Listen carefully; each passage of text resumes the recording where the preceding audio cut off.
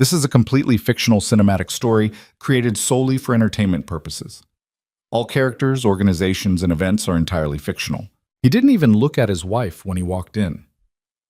Ethan Vaughn stepped through the gilded doors of the Meridian Ballroom with Celeste Monroe's hand locked in the crook of his arm, her sequin dress catching every camera flash, her laugh practiced and bright. While somewhere across the city, his pregnant wife sat at home believing he was stuck in a late investor meeting. He smiled for photographers. He shook hands with board members. He tilted his head close to Celeste's ear and whispered something that made her throw her head back and laugh like they owned every square inch of that room. He thought he did. He had absolutely no idea what was already waiting for him on the other side of that ballroom door. If you've stayed with me this far, don't leave yet. This story is going to go places you won't see coming. Hit the like button and drop your city in the comments below. I want to see how far this story has traveled. Now let's get into it. The Meridian Ballroom sat on the 42nd floor of the Hargrove Tower, and on the third Friday of every October it transformed into something that felt less like a charity event and more like a coronation. Chicago's wealthiest families, its most decorated philanthropists, its sharpest venture capitalists, they all showed up in black tie and gemstones, and the particular kind of smile that meant nothing and cost everything. The Hargrove Gala had been running for 19 years, and for the last 4 of those years, Ethan Vaughn had been its brightest fixture. He was 38 years old, and he had the kind of face that photographed beautifully. Strong jaw, easy confidence, the sort of eyes that read as sincere on a magazine cover even when they weren't. VaultEdge Technologies, the company he'd built from a 2-person operation in a shared office space in Pilsen, now employed 4,000 people across 6 states and had pulled in nearly $2 billion in revenue the previous fiscal year. He had appeared on 3 national business magazine covers in the past 18 months alone. He gave talks at universities. Young entrepreneurs sent him handwritten letters asking for advice. He was, by nearly every visible measure, a success story. What the magazine covers didn't mention was that the company's last 2 quarters had been quietly propped up by accounting maneuvers that would not survive serious scrutiny. What the university talks glossed over was the offshore entity registered in Malta that held assets Ethan had never disclosed to his board.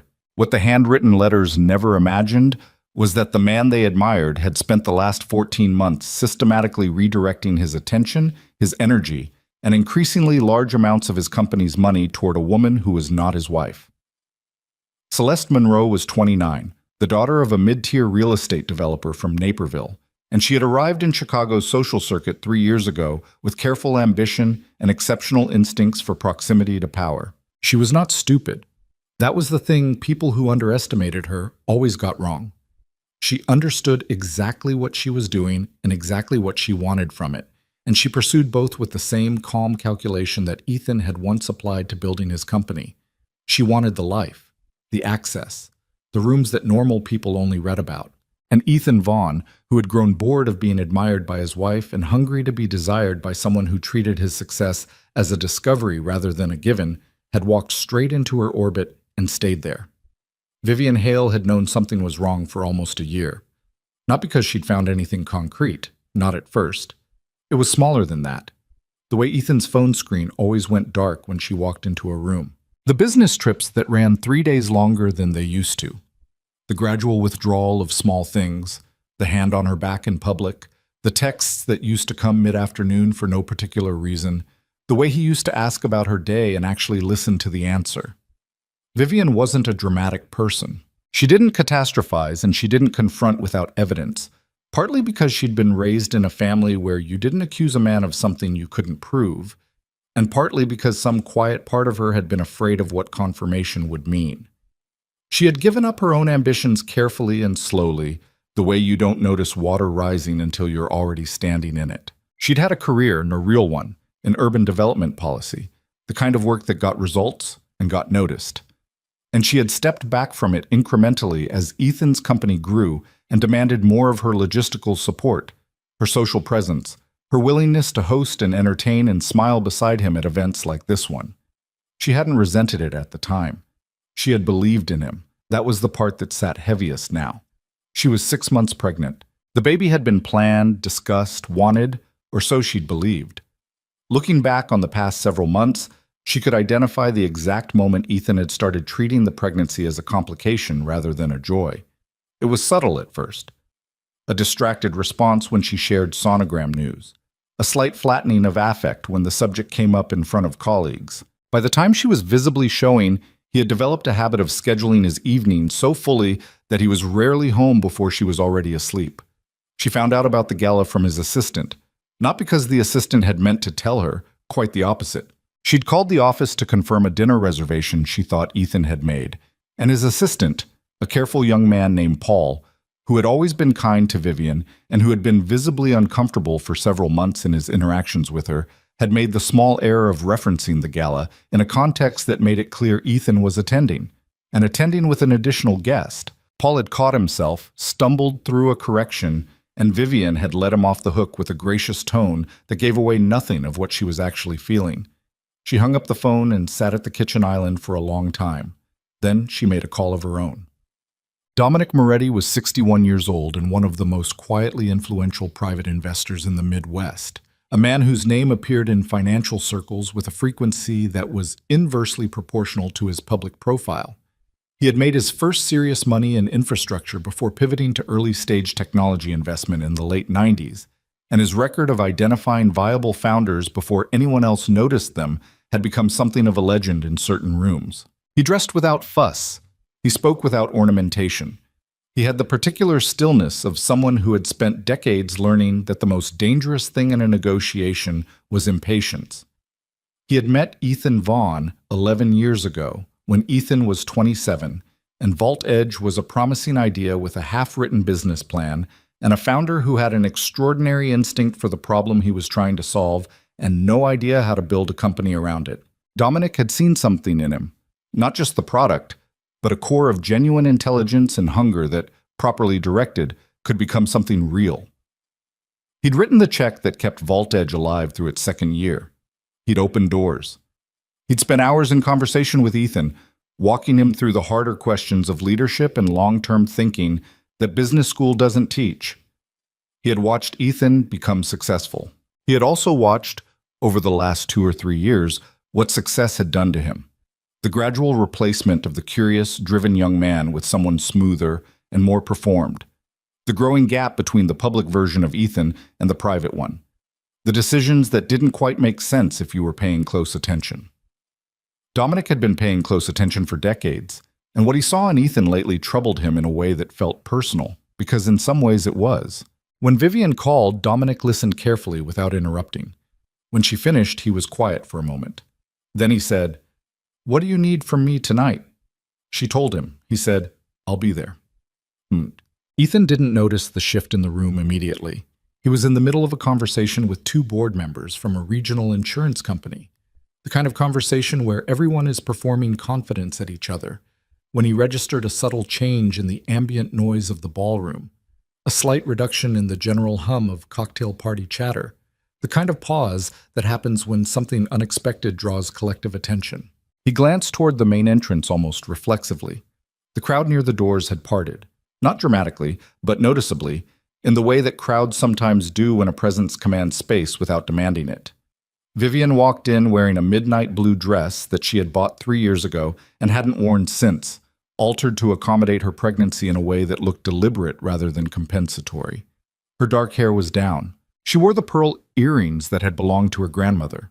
She was not trying to perform anything, and because of that, she was the most striking person in the room. Beside her, one hand placed with easy courtesy at the small of her back, walked Dominic Moretti. Ethan felt the floor do something strange beneath him. "Excuse me," he said to the board members in a voice that came out more clipped than he intended. He set his glass down and turned to Celeste, who had also seen Vivian enter and whose expression had gone through several rapid adjustments in the span of 3 seconds. Surprise, assessment, and then a studied return to composure that didn't quite land. "Who is that with her?" Celeste asked, her voice low. "Dominic," Ethan said. The word came out flat. "You're Dominic?" "He's not my anything." But the way he said it, the slight tightening around his jaw, the way his eyes tracked the pair across the room without the easy control he usually projected, told a different story. Vivian moved through the ballroom without looking for Ethan. That was the thing that unsettled him most. She was not scanning the room. She was not stealing herself. She spoke to people she knew. A foundation director named Clara Ash, a city alderman who had worked with her years ago on a zoning project, a woman from the arts board, and her posture was relaxed and her smile was the kind that reached her eyes. And she looked, frankly, like someone at an event she'd chosen to attend rather than one she'd been relegated to. Dominic, for his part, was playing his own role with the particular authority of a man who doesn't play roles. He spoke. People listened. He was introduced to several of the investors in the room who had not yet met him personally. And in those brief conversations, he was his usual self, measured, direct, specific, and the effect he had on the room's temperature was noticeable. Several of the people who had been orbiting Ethan all evening began gravitating toward the corner where Dominic and Vivian stood. Ethan watched this with a feeling he didn't immediately have a name for. Celeste touched his arm. "Should we go say hello? If you don't, it'll look worse." He knew she was right. He also knew that walking across that ballroom toward his pregnant wife with Celeste beside him was going to generate a very specific kind of attention, and there was no version of that moment that ended well. He spent approximately 45 seconds calculating his options, which told you something about how rattled he actually was. Ethan Vaughn didn't usually need 45 seconds to decide anything. He straightened his jacket, took a breath, and started across the room. The thing about Vivian Hale was that she had always been better at this than Ethan gave her credit for. She'd grown up the daughter of two public school educators in a working-class neighborhood on the South Side, and she had built her way into rooms like this one through scholarships and late nights, and a refusal to be daunted that was grounded not in bravado, but in simple endurance. She understood institutional power better than Ethan did, because she'd spent years studying how it actually worked, not from the inside as a beneficiary, but from the margins, as someone who had to map the architecture of influence in order to navigate it. She knew where the weight of a room was distributed. She knew which conversations mattered and which were theater. She had spent the past 4 months in conversations that mattered. The financial discrepancies she'd discovered hadn't come from snooping through Ethan's devices. She'd stopped going through his phone after a brief and unproductive attempt 6 months ago, and besides, Ethan was careful about his phone. What she'd found had started with a document she'd come across accidentally while looking for a specific insurance form on the home office computer, a partial balance sheet with figures that didn't track against anything she knew about VaultEdge's recent filings. She'd almost closed it without registering what she was looking at. She didn't close it. That document had led to questions, and the questions had led to a forensic accountant her attorney had recommended. A quiet woman named Ruth Chen, who worked from an office in Evanston, and who had spent 3 weeks going through everything Vivian could legally access. Ruth had come back with findings that were careful, documented, and significant. She had used the phrase material irregularities more than once. She had also said, near the end of their last meeting, in a tone that was matter-of-fact rather than dramatic, "Mrs. Hale, this is beyond what I'd call a civil matter." Vivian had nodded. She had already spoken to her attorney. She had already made one quiet call to a contact she'd maintained from her policy days, who now worked in federal regulatory oversight. She had done all of this without making noise, without threatening Ethan, and without asking anyone's permission. When she saw Ethan start across the ballroom toward her, she turned from the conversation she was having with the alderman, said her quiet "excuse me," and positioned herself so that the angle of their meeting would be visible to approximately half the room. Not because she needed witnesses. Because Ethan performed best when he believed no one was paying attention to him, and she wanted him performing in the wrong register tonight. Dominic stepped smoothly to her left, a half step back, giving her the center of the space. Ethan arrived with Celeste at his arm and a smile that was not quite reaching his eyes. He was wearing the charcoal suit Vivian had helped him pick out for an event 2 years ago. She had a specific memory of standing in the tailor's shop while he turned in front of the mirror looking pleased with himself, and she had told him he looked wonderful, and she had meant it then. "Vivian," he said. His voice was calibrated, warm enough, controlled enough, the voice of a man who was not going to let anything happen here that he didn't manage. "I didn't know you were coming." "I know you didn't," she said. A brief silence. Celeste's hand tightened almost imperceptibly on Ethan's arm. Ethan looked at Dominic. Something passed between them that wasn't a greeting. It was more like a measurement. Two people taking stock of exactly where the other one stood. "Dominic," Ethan said. "Ethan." Dominic's voice carried no particular emotion. "It's been a few months." "It has." Ethan paused.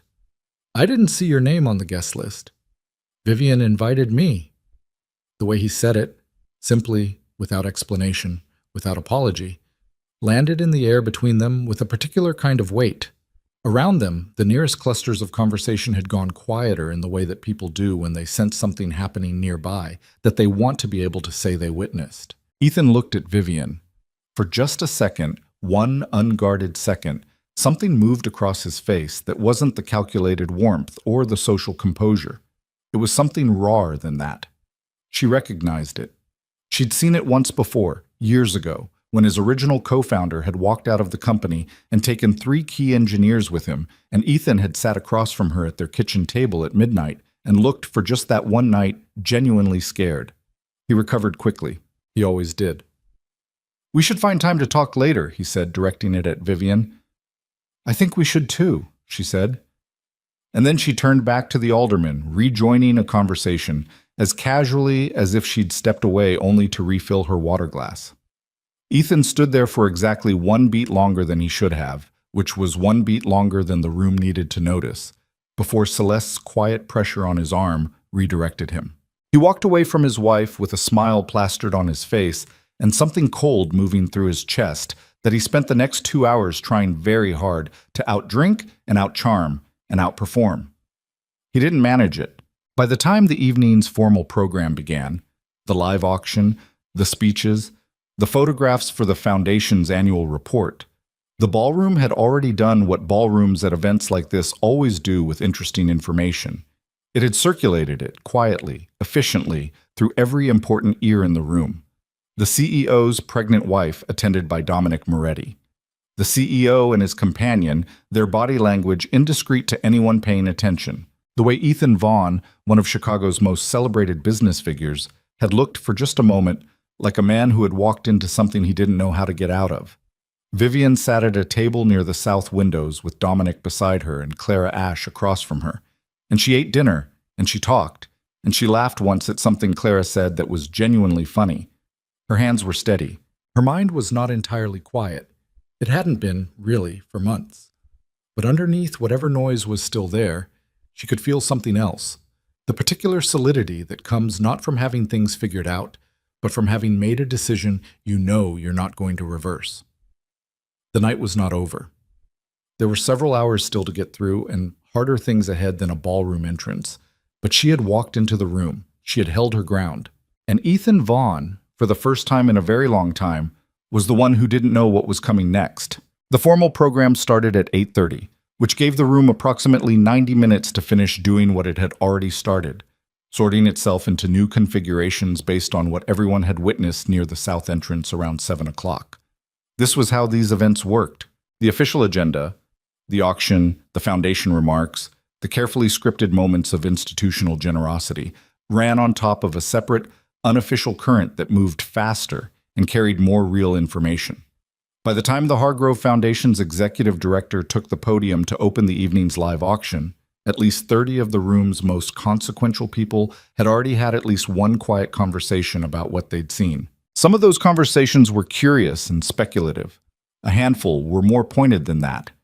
Marcus Webb had been Vault Edge's lead board member for 3 years, a position he'd taken on at Dominic's original recommendation back when the company was preparing for its Series C. He was 54, a former corporate attorney who had transitioned into board governance work after a health scare at 49 that had, by his own telling, rearranged his priorities in ways he was still sorting out. He was not a warm man, exactly. Warmth didn't come naturally to him the way precision did, but he was fair, and he had an almost physical aversion to being caught off guard. He did not like surprises. He especially did not like surprises that arrived in public and made him look uninformed in front of people whose opinion of his professional competence mattered to him. He had been watching Ethan since Vivian's entrance, and what he'd seen had not reassured him. He found a moment during the transition between the silent and live auction portions to move through the crowd toward Dominic, who was standing near the bar with a glass of water and no apparent interest in being anywhere other than exactly where he was. "I didn't know you were coming tonight," Marcus said. "Last-minute decision," Dominic said. Marcus glanced toward where Ethan was standing across the room, currently engaged in animated conversation with a tech journalist he'd always been careful to cultivate. "Is there something I should know about?" Dominic considered the question for a moment. "I think the better question is what you already know, Marcus." "That's not an answer." "No," Dominic agreed. "It's not." He paused. "How well have you been looking at the Q3 numbers?" Marcus went very still. It was a small stillness, the kind that most people wouldn't notice, but it was the kind of stillness that meant something had landed accurately on a surface that was already sensitized. "What specifically are you asking me about the Q3 numbers?" "I'm asking how closely you looked at them." A beat. "The audit committee signed off." "I know they did," Dominic said. "I'm asking how closely you personally looked at them." Marcus was quiet for a moment that stretched several seconds longer than was comfortable. Then he said quietly, "I'll call you Monday." "I'll pick up," Dominic said. Celeste Monroe had not become who she was by being careless. She had grown up watching her father make impulsive decisions and call them bold ones, and she had watched those decisions cost him, repeatedly, until what remained of his real estate portfolio was a handful of strip mall properties in towns that were slowly hollowing out. She had decided early that she would not repeat that pattern. She would not mistake motion for direction. She would not fall so in love with the vision of a thing that she stopped paying attention to the actual conditions on the ground. She had been paying attention to the conditions on the ground tonight, and what she was seeing was not good. It wasn't Vivian's presence by itself that worried her. Celeste had thought about this possibility before, had run versions of it in her head, and had always concluded that Vivian's fundamental quality, which was dignity, would work against her in a direct confrontation.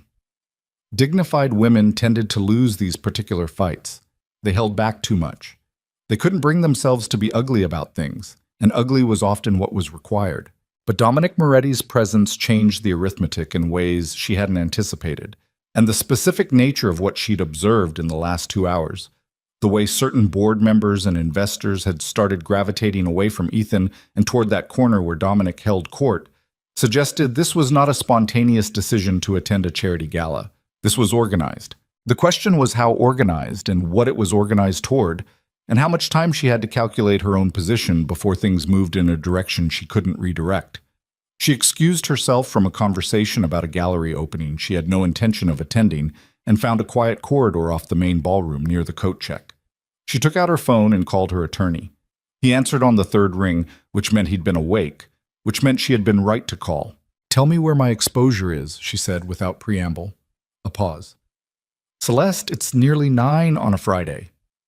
"I know what time it is." Another pause, shorter. "The arrangement we structured the transfers through. Those are clean on your end. What came to you as documented gifts. The question is whether anyone decides to look hard at the originating accounts, and whether the documentation holds up if... Does it hold up? It should, but should depends on what the investigating party is working with." She registered the word investigating without reacting to it visibly, even though she was alone in the corridor. "What would change that calculation?" "If someone with your financial history gave a detailed account of the transfers in a formal proceeding, it would depend on what they characterized as the nature of the relationship." A pause. "The problem isn't the documents, Celeste. The problem is always the story someone else tells about what the documents mean." She stood there for a moment, listening to the muffled sound of a paddle auction happening on the other side of the wall. Then she said, "I need you available this weekend." "I'll be available." She hung up and stood in the corridor for a moment longer, recalibrating. She wasn't panicking. She didn't allow herself to panic. But there was a certain quality to her thinking right now, a sharper, more contracted focus that told her something she'd been telling herself wasn't urgent had become urgent. She had genuinely cared for Ethan in her way. That was the part she didn't bother to lie to herself about, even if she lied about most everything else. There had been something real in the beginning before it became obvious that what she wanted from him and what he was capable of giving were not quite the same thing. He was more insecure than he let on, more dependent on external validation, more brittle under pressure. She'd adjusted her expectations over time, which was what you did. But she had not stopped calculating her position. And her position, she was now determining with some clarity, was not as protected as she'd allowed herself to believe. She put her phone away and walked back into the ballroom. The live auction ran long, the way it always did when donors were competitive and the alcohol had been flowing for 3 hours. By the time the final item, a private fly fishing trip in Montana that had nothing whatsoever to do with the Urban Education Foundation it was ostensibly benefiting, went for $12,000 to a commodities trader who would probably cancel it, the room had begun the gradual migration toward coats and cars that marked the social end of the evening. Ethan found Vivian near the coat check. This was not accidental on his part. He'd been watching for the moment she'd separate from Dominic and the small orbit of people who'd surrounded her for most of the evening. And when he saw her excuse herself and move toward the corridor, he followed. He told himself he simply needed to talk to her, that this was reasonable, that a conversation between a husband and wife at a public event was entirely unremarkable. He also knew, somewhere under the self-justification, that he was scared, and that the fear was producing a particular kind of compulsive forward motion that he would have recognized as a bad pattern in anyone else. She saw him coming and didn't walk faster. She stopped and waited, which was somehow worse than if she'd tried to avoid him.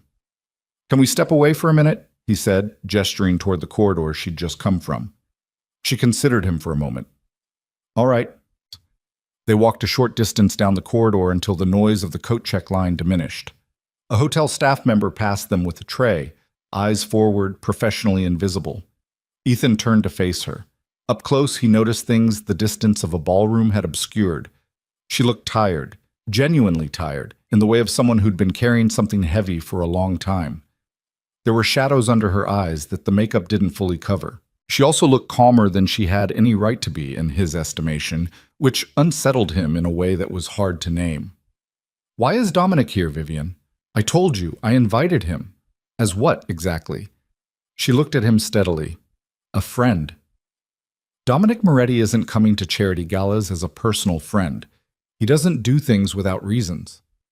Maybe he does things for other people's reasons sometimes. Ethan let out a breath through his nose. "Look, I know tonight looks a certain way." "Ethan."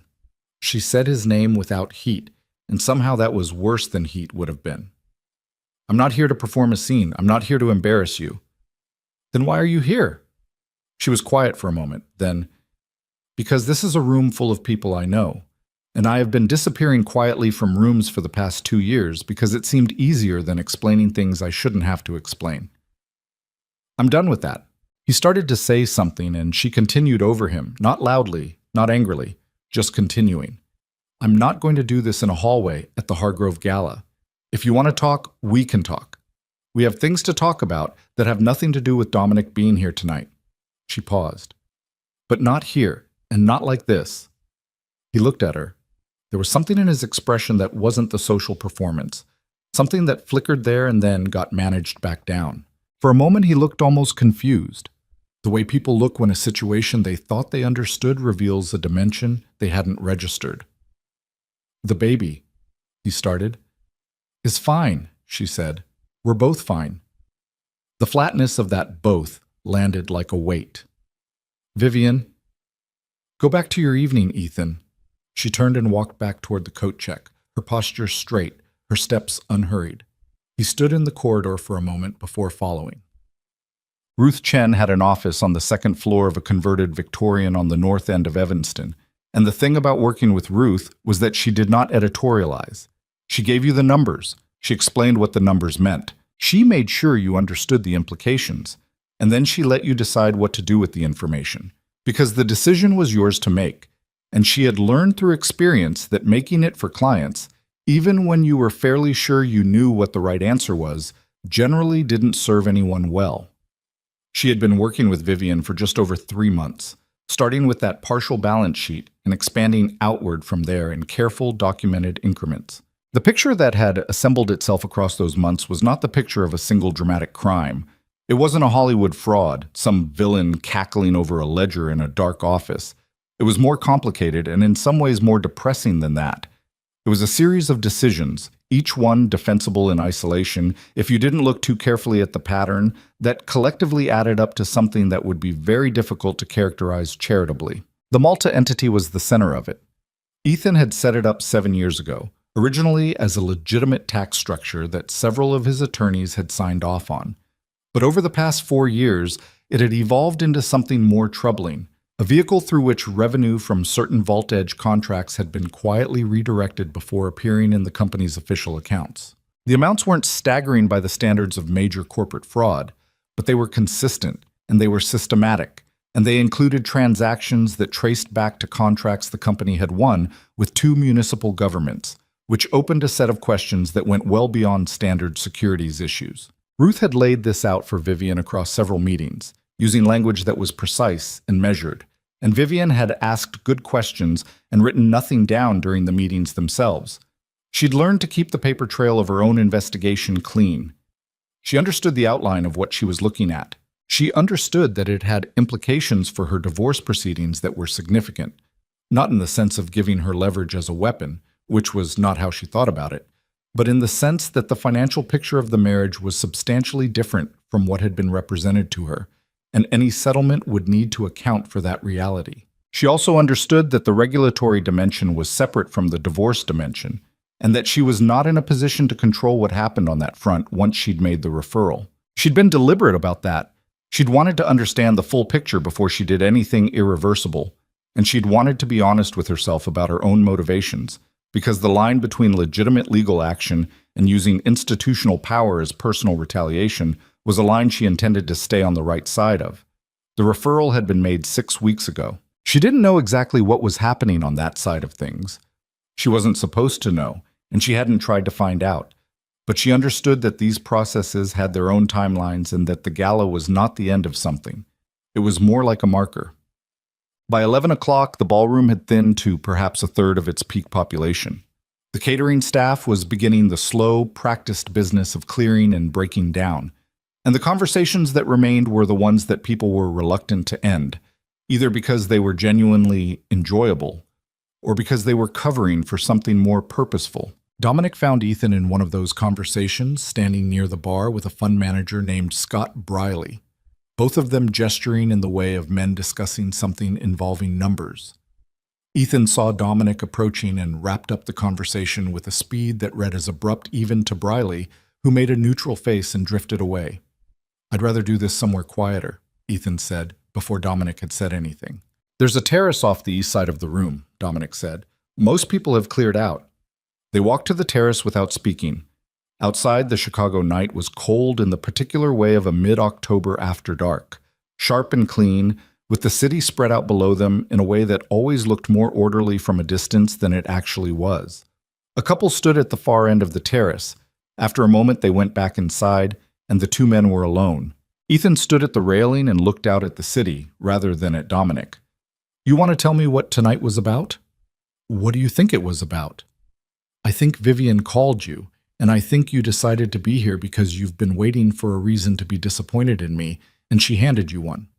He paused. "I think you've made some assumptions based on what you saw tonight, and I think before this goes any further, you should let me explain the context." "Ethan." Dominic's voice was quiet. "I've known you for 11 years. I know when you're doing the thing where you talk to buy yourself time to figure out what someone actually knows." A pause. "That's not the Malta account, Ethan." The railing under Ethan's hand seemed to get colder. He didn't move. "The municipal contracts in Denton and Riverside County," Dominic continued, "the redirected revenue from Q2 and Q3 of last year, the documentation that doesn't reconcile with what the board saw." Ethan was very quiet for a moment. When he spoke, his voice had changed. Some of the performance had gone out of it, and what was left was something more stripped down. "Who told you?" "Nobody told me. I'm not as retired as you apparently started believing. This isn't what it looks like from the outside." "Ethan, I'm not Marcus Webb. Don't do the context speech with me." Dominic turned to look at him directly. "I sat across from you in a WeWork conference room 11 years ago, and you told me you were going to build something that mattered, not just profitable, something that mattered. I believed you. I put real money and real time behind that belief, and I don't say that to hold it over you. I'm not owed anything. That's not what this is. I say it because I think you know exactly what I thought I was investing in, and I think somewhere in the last few years you stopped being that person and started being something else. And I want to understand when that happened. Ethan turned from the railing. His face in the terrace's ambient light looked older than it had downstairs. Or maybe it was just that the performance had finally cost him enough energy that he'd stopped maintaining it quite so carefully. It got complicated, he said. The company needed... He stopped. Tried again. There were pressures that the board didn't have full visibility on. The way the municipal contracts were structured, the timeline on cash flow, those are explanations for a CFO presentation, not for me. Dominic's voice was not unkind, but it was immovable. I'm asking you something different. I'm asking you when you decided it was acceptable. Ethan didn't answer immediately. He looked out at the city. A muscle in his jaw worked. I told myself it was temporary, he said finally. That's the thing. Every step of it, I told myself it was temporary. The routing, the restructuring, all of it. I had a plan to correct it, and then the timing wasn't right. And then there was the Celeste situation, and then... He stopped himself. The Celeste situation had arrived in the sentence as if on its own, and its arrival seemed to catch even him off guard. Things got away from me. The municipal contracts aren't a cash flow management question, Dominic said. You know that. I know that. A silence that lasted long enough to get cold. How bad is it? Ethan said. Not to Dominic, really. More to the air. That depends on what's already in motion, Dominic said, which is not something I have full visibility on. Ethan turned to look at him. Something shifted in his eyes, a sharpening, a calculation. Vivian. Dominic didn't answer. Did she... Ethan started, then stopped, ran a hand through his hair. How long has she known? I think you should talk to your attorney, Dominic said. Tonight, if possible. She went to someone. She went to... This wasn't just tonight.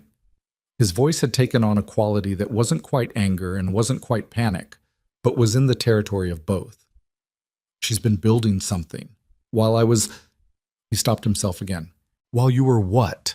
Dominic asked, and the question was not rhetorical. Ethan didn't answer it.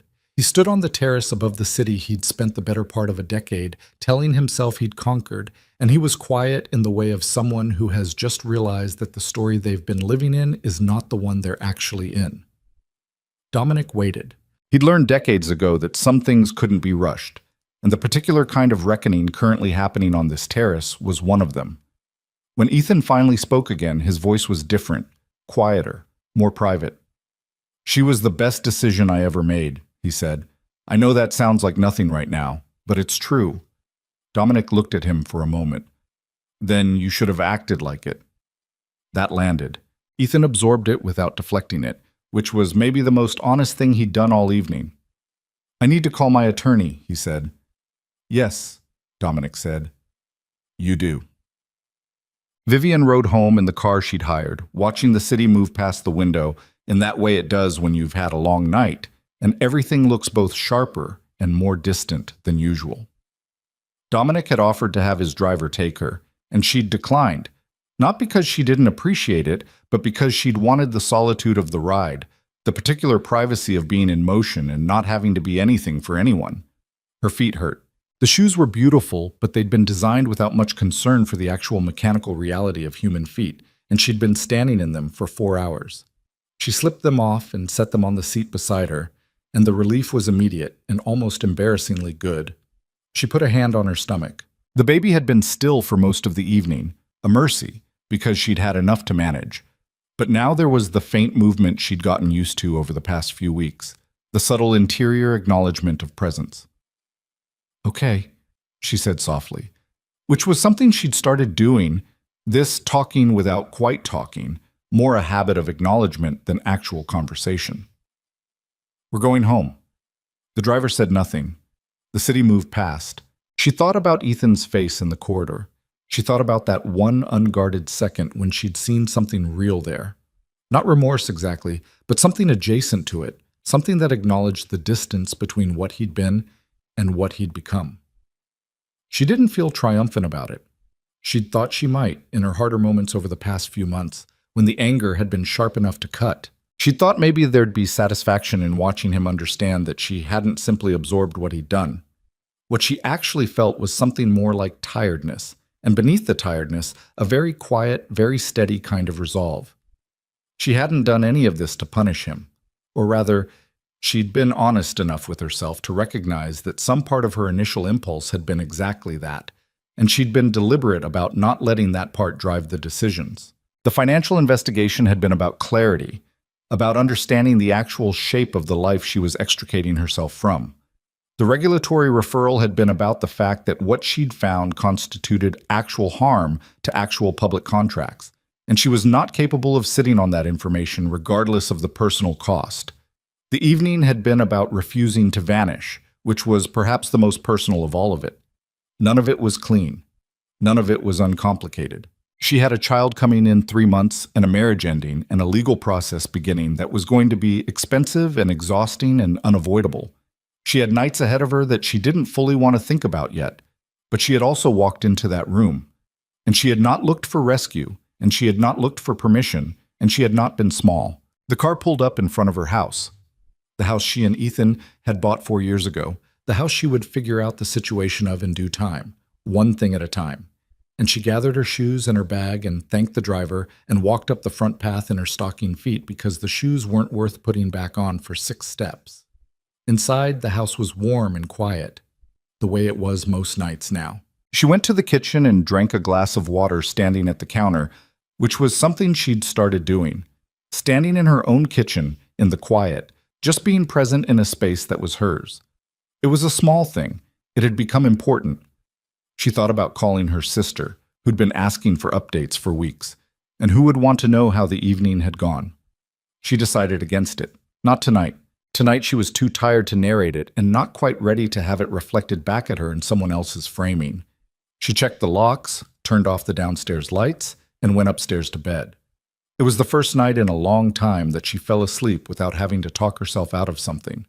That meant something. She was pretty sure it meant something.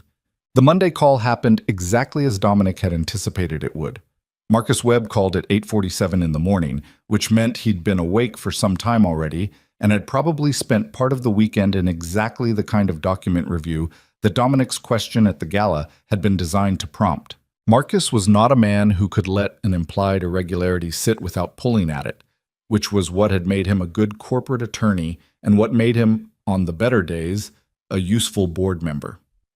Dominic took the call in his study, the room in his Lincoln Park house where he did the work he didn't want anyone watching him do. It was a spare room, a desk, a couple of chairs, bookshelves that held actual books in no particular decorative arrangement, a window that looked out over a narrow garden that had gone brown and dormant with the season. "Tell me what you know," Marcus said without greeting. "Tell me what you found over the weekend," Dominic said. A pause. The Q3 reconciliation doesn't track against the Malta entity's disclosed activity. I should have caught that earlier. I didn't look closely enough.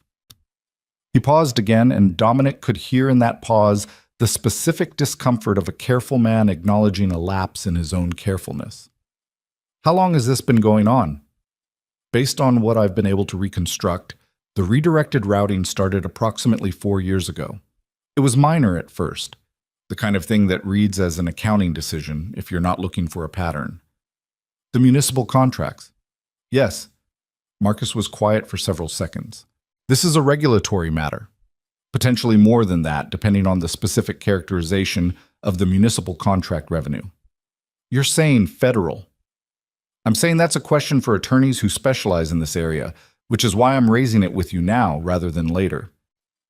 The silence on the line had a particular texture to it, the texture of someone absorbing information they already half knew while simultaneously calculating the procedural requirements that came with formally knowing it.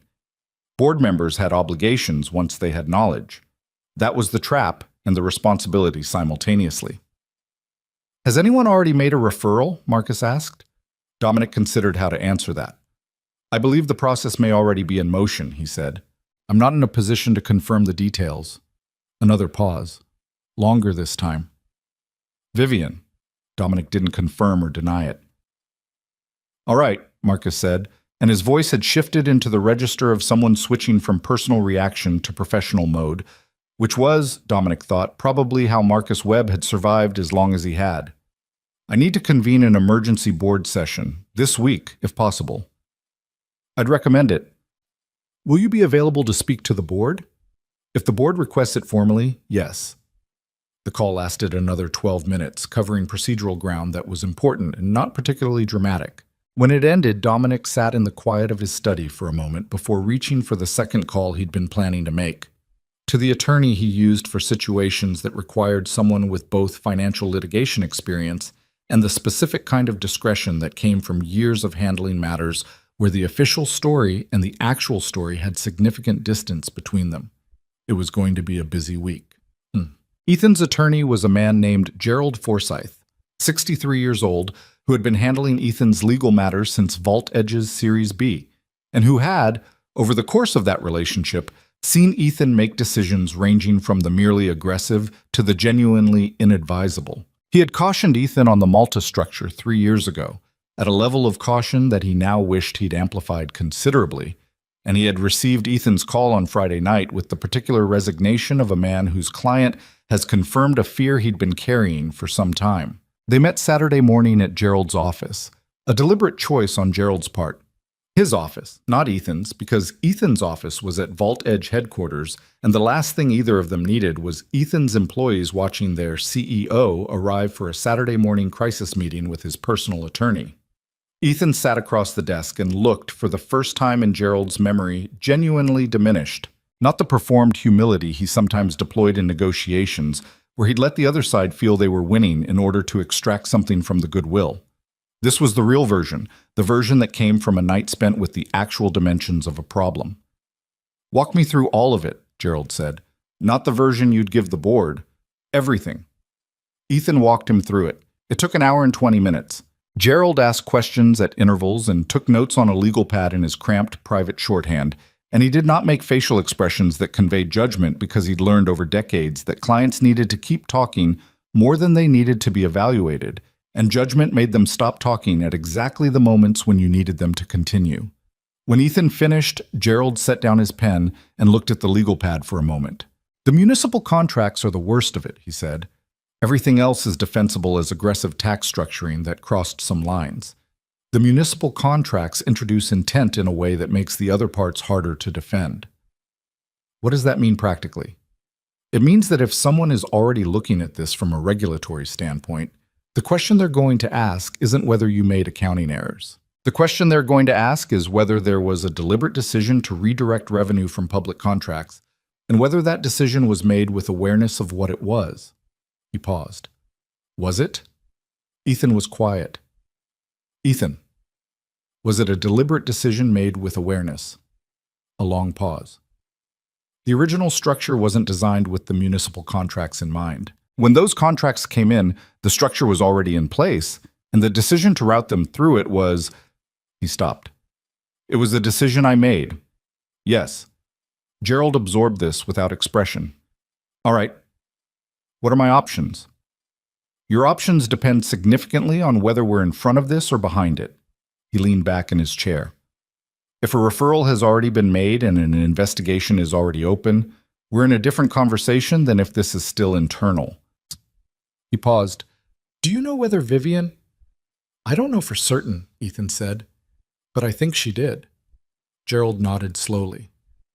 "Then we assume we're behind it and we work from there, which means the first thing we need to think about is cooperation." Cooperation. Proactive, documented, credible cooperation with investigators. It doesn't eliminate exposure, but it changes the shape of it considerably. He met Ethan's eyes. "This is not a situation where you manage your way out of it through narrative, Ethan. That window closed whenever the referral was made." Ethan looked at his attorney across the desk, and the thing that was visible in his face right now was not the anger of someone who felt wronged. It was something more internal than that. The particular expression of a man sitting with a reckoning he'd been postponing long enough that its arrival felt almost inevitable in retrospect. "What about the divorce?" he said. Gerald's expression shifted slightly. "That's a separate conversation involving separate counsel, and I'd recommend you retain a family attorney this week. But the short answer is that the financial picture of the marriage is going to be substantially different from what may have been represented, and Vivian's legal team almost certainly knows more about your financial architecture than your board does." He paused. "I say that not to alarm you, but to calibrate your expectations going into that process." Ethan let out a slow breath. She was thorough. She was apparently, yes. A silence that had weight but not theatrics to it. "She tried to tell me things were wrong between us," Ethan said. It came out quietly, like something he was saying to himself as much as to Gerald. "Not about the money, just between us. She said it in different ways over 2 years, and I kept telling her she was being oversensitive." He paused. "She wasn't being oversensitive." Gerald had learned over a long career that some things you said nothing in response to. This was one of them. He let it sit. After a moment, he said, "I need a complete picture of every transaction that touched the Malta entity. Can you get me documents by Wednesday?" Ethan straightened slightly, moving back into the operational mode that was more comfortable for both of them. "I'll have Paul pull everything accessible." "Not Paul. Don't involve your assistant. Pull what you can personally access and send it to me through the secure portal." "All right." "And Ethan," Gerald picked up his pen, "no communication with Vivian outside of what goes through your respective attorneys from this point forward." "I know that feels strange given the circumstances. It's non-negotiable." Ethan nodded, his jaw tight. "Understood." The week that followed operated on several simultaneous tracks, the way weeks do when something has destabilized and different parties are all making moves that won't become fully visible until later.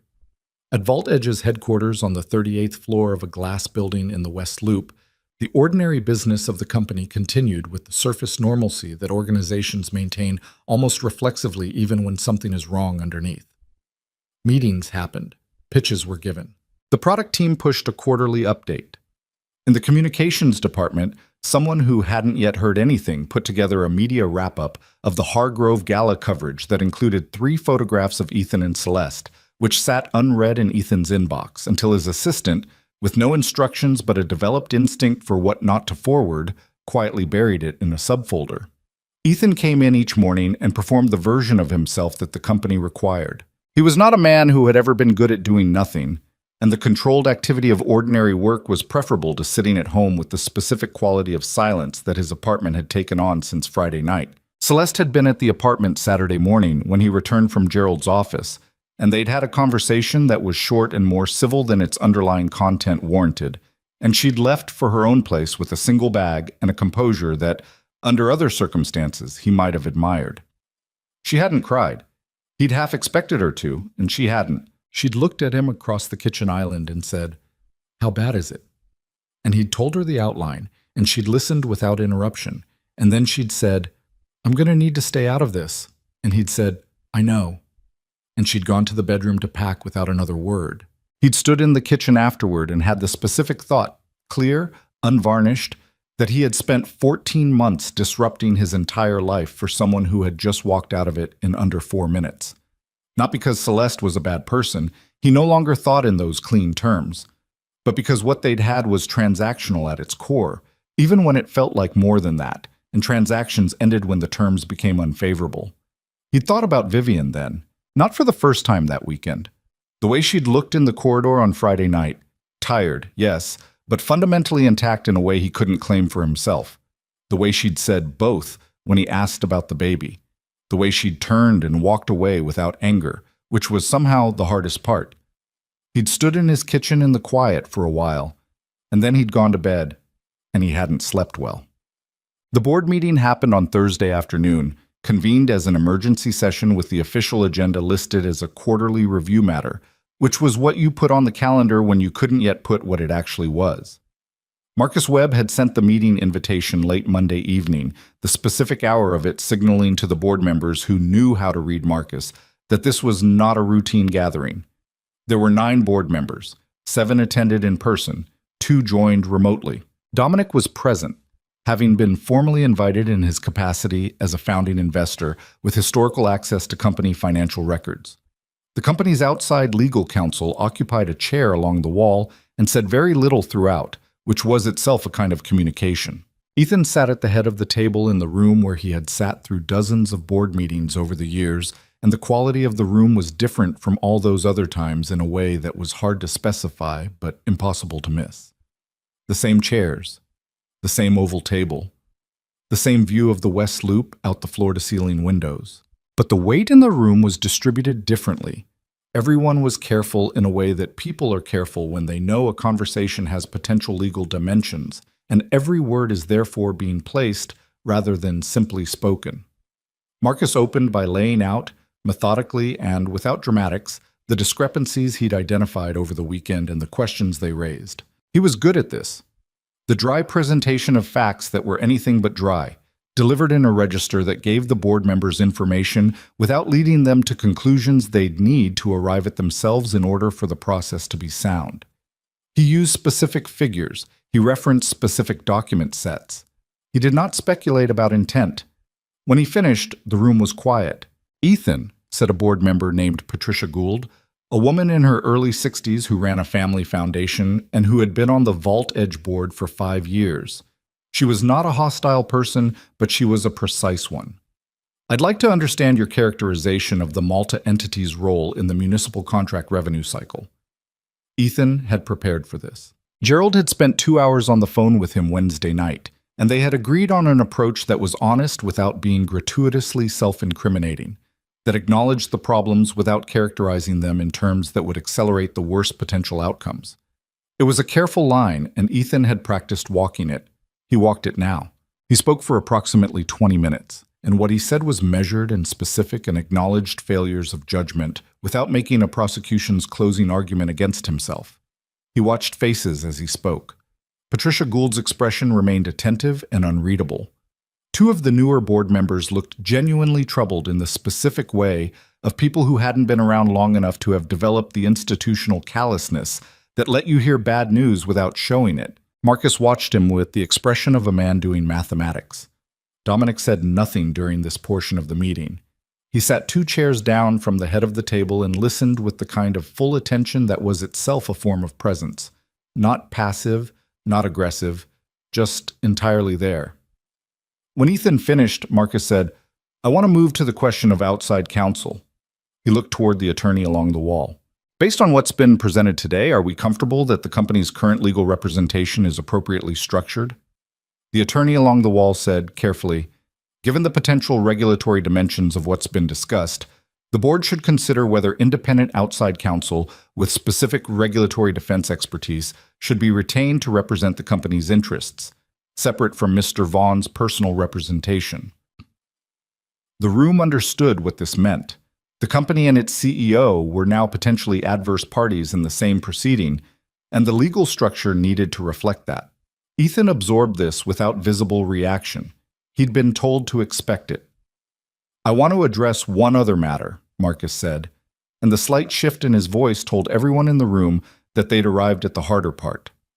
The question of the CEO's continued operational role during any ongoing review. Patricia Gould said immediately, "He should step aside temporarily." "I want to hear from the full board on that," Marcus said. The discussion that followed lasted 35 minutes and was, in its own way, one of the more human things Ethan had witnessed in a boardroom. People working through a genuine dilemma in real time.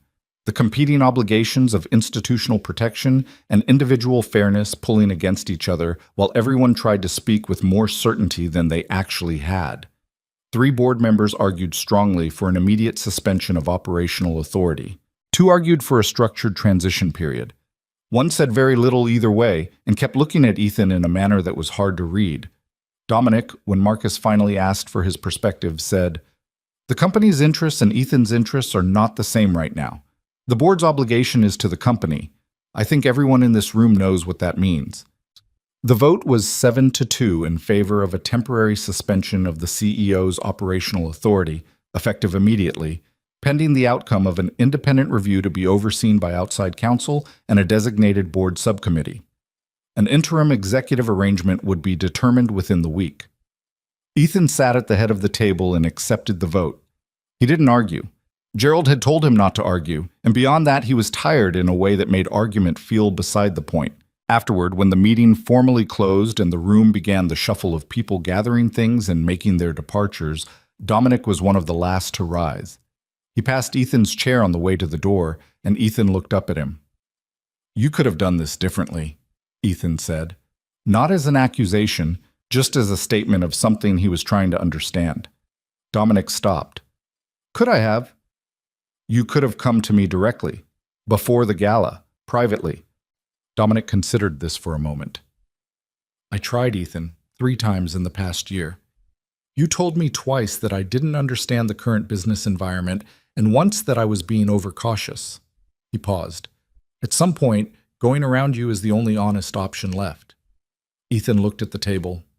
"That's fair," he said quietly. Dominic left without another word.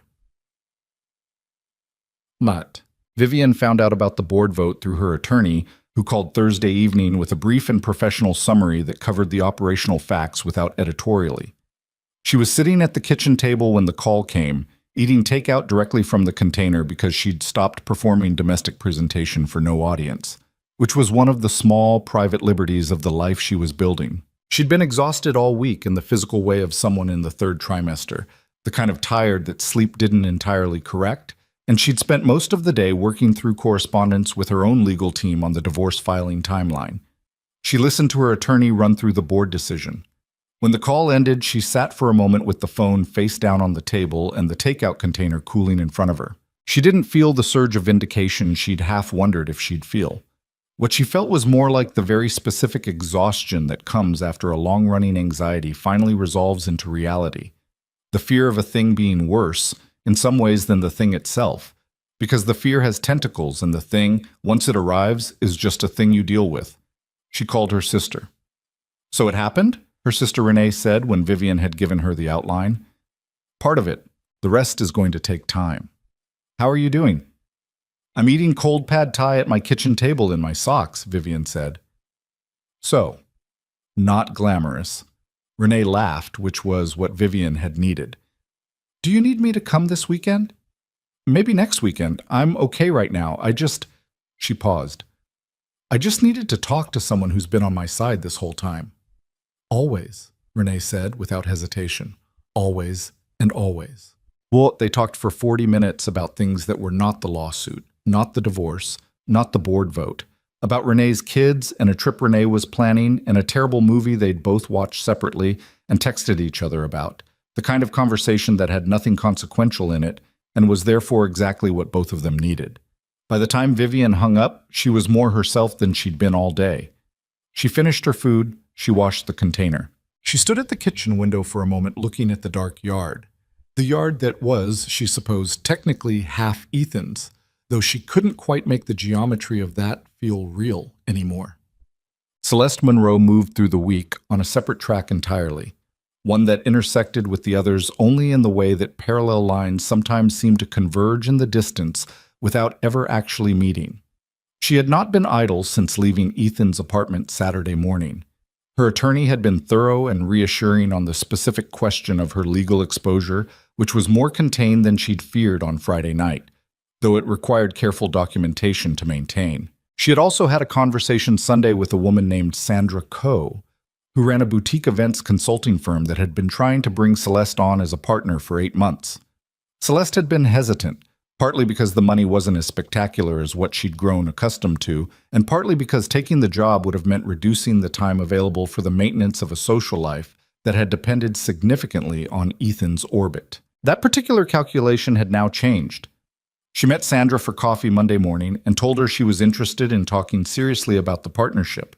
Sandra, who was sharp and who had her own private read on why Celeste's circumstances might be shifting, was professionally gracious about it. They agreed to meet again Friday with paperwork. Celeste drove home from that coffee and allowed herself, in the privacy of her car, approximately 3 minutes of something that was neither grief nor self-pity, but was in the territory of both. The acknowledgement that something had ended, that it had not ended the way she would have written it, and that the version of herself who had walked into that relationship believing she was in full control of its terms had been somewhat naive about how controlled things can actually be. Then she put the car in gear and drove home and made a list of the things she needed to do this week. and the list was specific and practical and had nothing to do with Ethan Vaughn. She was not entirely unaffected. She knew that, but she was also, fundamentally, someone who had been taking care of herself for a long time, and the muscles for it were in good shape. On Friday, 8 days after the gala, Vivian went to her regular prenatal appointment at the practice on Michigan Avenue where she'd been seen throughout the pregnancy. Her doctor was a woman named Priya Anand, direct and efficient in a way that Vivian appreciated, who had been tracking a minor blood pressure elevation over the past 6 weeks with the calibrated attention of someone who wasn't alarmed but was paying close attention. Today's numbers were better than the last visit. "Whatever you've been doing this week," Dr. Anand said, reviewing the readings, "keep doing it." "Mostly I've been eating takeout and talking to my sister," Vivian said. "Then excellent medical prescription. Continue." Vivian smiled at that. It was a real smile, the kind that arrived without effort, and she noticed it arriving and thought briefly that it had been a while since that had happened. A smile that didn't require anything. The baby's heartbeat was strong and steady on the monitor. Vivian lay with the gel cold on her stomach and listened to that sound, which was the same sound that had been there at every appointment and which she had never quite gotten used to, in the best possible way. It was relentlessly concrete, that sound. All the legal processes and financial irregularities and board votes and tactical decisions that had consumed so much of her mental space for months collapsed down to nothing particular when that heartbeat was in the room.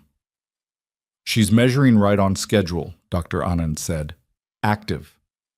"She's been moving more this week," Vivian said. "That's good. That's exactly what you want to see."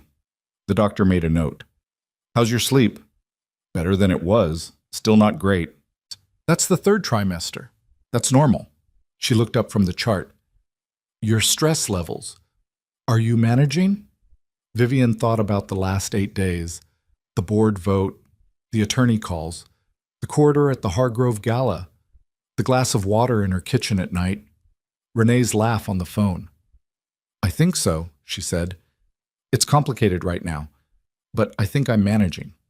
Dr. Anand gave her a look that was professional but not impersonal. "Complicated is okay. Complicated I can work with. Tell me if it tips into something else." "I will," Vivian said, and meant it.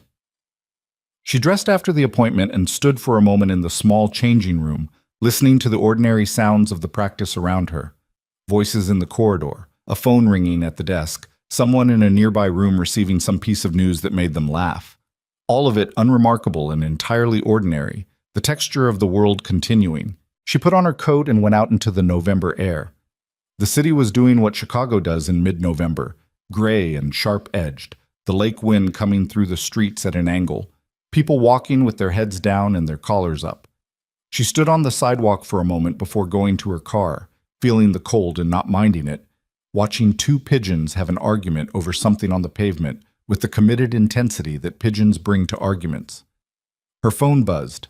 A message from Dominic. "Ruth sent over the final documentation summary this morning.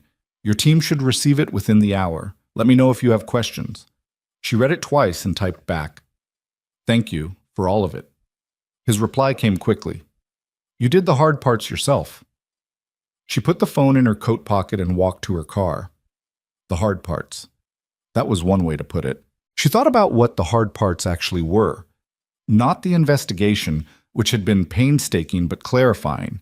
Not the gala, which had been nerve-wracking but survivable. Not even the divorce filing, which was looming and daunting but navigable. The genuinely hard part had been the earlier thing. The long, slow process of recognizing that the life she'd been trying to maintain wasn't worth the cost of maintaining it, and that the version of herself who had been accommodating and retreating and making herself smaller was not someone she could keep being. That recognition had come in increments, over months without drama, in the middle of ordinary mornings and late-night kitchen silences, and there had been nothing triumphant about it. It had mostly just been painful in a quiet way. But she had done it. She unlocked her car and got in and sat for a moment with the heat running before she pulled out, watching the street through the windshield. There were weeks still ahead of her that she didn't love the shape of. The divorce proceedings would be complicated by the financial investigation in ways that would slow everything down and require more from her than she had unlimited reserves to give. The baby would come in 3 months, and that would change every practical calculation in her life simultaneously. There were nights ahead that she couldn't fully anticipate. But she had done the hard parts. She was doing them. She pulled out into the street and drove home through the gray November afternoon, and the city was itself around her, imperfect and cold and a little beautiful from certain angles. And she was, in a way that she hadn't been in a long time, intact. December arrived the way it always does in Chicago, without apology, dropping temperatures into ranges that made the city feel like a different place than the one that existed in October. The streets taking on that particular winter quality where everyone moves with more purpose and less patience, and the light goes flat by 4 in the afternoon. Vivian noticed the cold more than usual this year. The pregnancy had done something to her internal thermostat that she hadn't anticipated. She was simultaneously warmer in some ways and more sensitive to the cold in others, a contradiction that her body seemed comfortable maintaining regardless of her preferences. She'd bought a new coat in November, a practical one, rather than a beautiful one, and she wore it with the unsentimental pragmatism of someone who had stopped performing certain things for an audience that no longer existed. The divorce filing had gone in 3 weeks after the gala, handled by her family attorney, a methodical woman named Joan Whitfield, who had been practicing family law for 22 years, and who brought to the work a kind of steady, unshockable competence that Vivian had found enormously stabilizing. Joan had seen the financial complexity coming before Vivian had even finished explaining it, and had aligned her approach accordingly, documenting everything, moving carefully, prepared for the process to take longer than a straightforward marital dissolution, because nothing about the financial architecture of this marriage was going to be straightforward. Ethan's response to the filing had come through Gerald Forsyth, who had coordinated with Joan with the professional courtesy of 2 attorneys who understood they were going to be working in proximity for a long time and found it useful to be civil. The response had not been combative. Ethan had not contested the filing or introduced counterclaims designed to complicate things, which his attorneys had advised against anyway, given the other proceedings, and which, Joan told Vivian, suggested that Ethan understood his negotiating position well enough not to make it worse. "He's not going to fight this," Joan said, during one of their weekly calls in mid-November. "He might push on certain asset valuations, and there are going to be delays around anything that touches the corporate financial review. But he's not going to fight the divorce itself." Vivian had been sitting at her desk when Joan said that, the desk in the small room she'd started calling her office. Though it had previously been a kind of catch-all space that she and Ethan had called the study, without either of them actually studying in it. She'd cleared it out in October and put a proper desk in it and organized it in a way that was hers rather than theirs. "Okay," she said. The word came out with less emotion than she expected, mostly just acknowledgement. They were done, her and Ethan. They'd been done for longer than the filing date. The filing was just the part that had a time stamp. "How are you feeling?" Joan asked, and the question was genuine. Joan was not a warm person by default, but she was an attentive one, and she'd noticed, over the months of this process, the careful way Vivian kept the personal and legal dimensions compartmentalized, and had begun, in small ways, to check on the former. 8 weeks out from my due date," Vivian said. "Tired, focused." A pause. "Okay, mostly." Joan said, "That's enough." The federal investigation moved on its own timeline, which had nothing to do with the personal timelines of any of the people whose lives it was moving through. This was the nature of these processes. They were institutional rather than personal, which meant they were more durable than personal things, and considerably less responsive to anyone's emotional needs. Vivian knew less about the investigation's specifics than she might have expected, given that she was the one who'd initiated the referral. This was partly by design.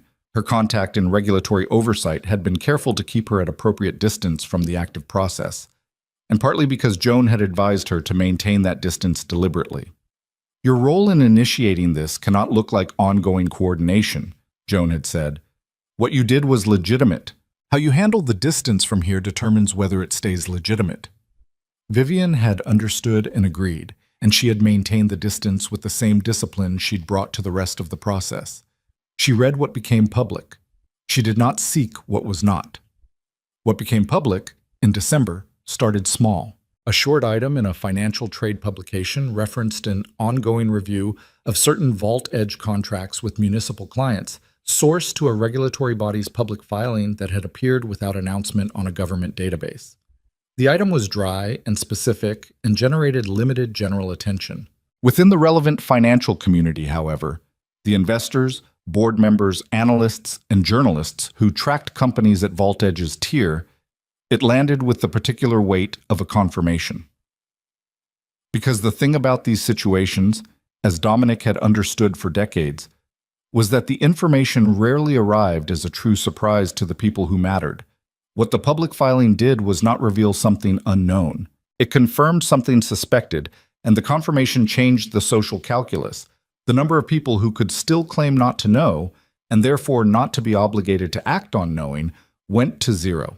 Marcus Webb issued a brief statement on behalf of the board that used the words cooperating fully and committed to transparency and confidence in the company's underlying business, which were words designed to say nothing while technically saying something, and which accomplished that goal.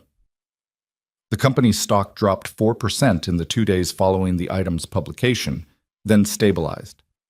The market, whatever else it was unsentimental.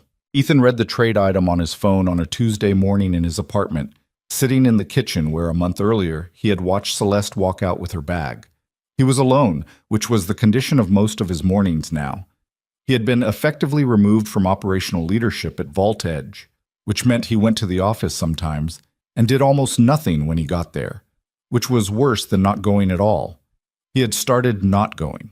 He spent a lot of time on the phone with Gerald, and some time exercising in the apartment building's gym with the joyless efficiency of someone who had converted exercise from something he did for vanity into something he did to manage anxiety, and some time reading, and sometimes sitting. He put the phone down after reading the item and poured himself another cup of coffee and stood at the kitchen window looking out at the building across the street, which was the building he'd looked at most of his mornings for 3 years and which he had rarely actually seen because there was always something more immediate demanding his attention. He had thought, in the weeks since the gala, about the question Dominic had asked on the terrace. Not the procedural questions, not the legal ones. The one underneath all of those, when had he decided it was acceptable? He'd turned it over and over and had arrived at answers that were uncomfortable in their ordinariness. There hadn't been a single decision. There hadn't been a villain's moment, a line crossed with clear awareness. There had been a long sequence of incremental compromises, each one entered with a justification that felt sound at the time, and the accumulation of those justifications had changed him in ways he'd either not noticed or not examined, because the examination would have cost him something he wasn't willing to pay. He thought about Vivian saying in the corridor at the gala that she had been disappearing from rooms quietly for 2 years. He thought about what it meant that he had not only allowed that, but had, in various ways, facilitated it. Had been glad of her retreat in the way you're glad when something complicated makes itself simpler, which was a profoundly cold way to have treated the person who had been in his corner longer than anyone. He was not a monster. He knew that. He had done monstrous things, or at least things that fit the shape of them, but he understood his own history well enough to know that the road to those things had been paved, not with cruelty, but with self-absorption, with the specific moral myopia of someone whose success had gradually convinced him that his priorities were the only priorities that mattered. That was its own kind of accusation. He finished his coffee and called Gerald. "The trade item is out," he said. "I saw it." Gerald's voice was already in working mode. "We should talk about the cooperation letter today if you're available." "I'm available," Ethan said. He had, after all, nothing but availability. The cooperation letter took 2 weeks to finalize, going back and forth between Gerald and the Regulatory Council in iterations that required more negotiation than Ethan had anticipated over language that, to him, seemed to say the same thing in marginally different arrangements. But Gerald told him each arrangement mattered, and he believed Gerald, and he let it take the time it took. When it was done and filed, Gerald called him and said, "This is the best version of a bad situation that was available to you." Which was not a celebration exactly, but it was accurate.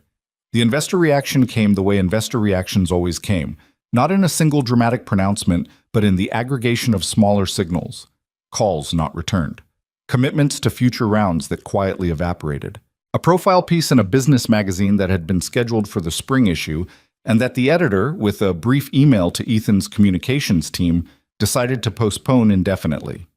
There was a particular afternoon, a Thursday in mid-December, gray-skied and cold, When Ethan sat in Gerald's conference room after a 3-hour meeting with the Regulatory Council and walked out through the building's lobby into the December air and stood on the sidewalk for a moment just breathing, not processing exactly, just breathing.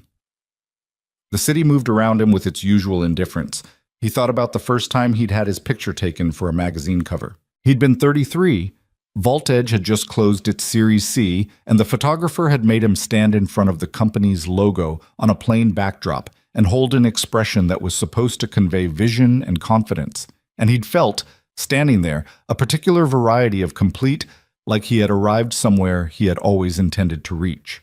He thought about that version of himself with something that was not quite nostalgia, because it was contaminated by too much understanding of what had come after. But it was something. A recognition that he had once been genuinely motivated by something other than vanity and position. That the person Dominic had invested in at 27 had not been performed. He'd been real.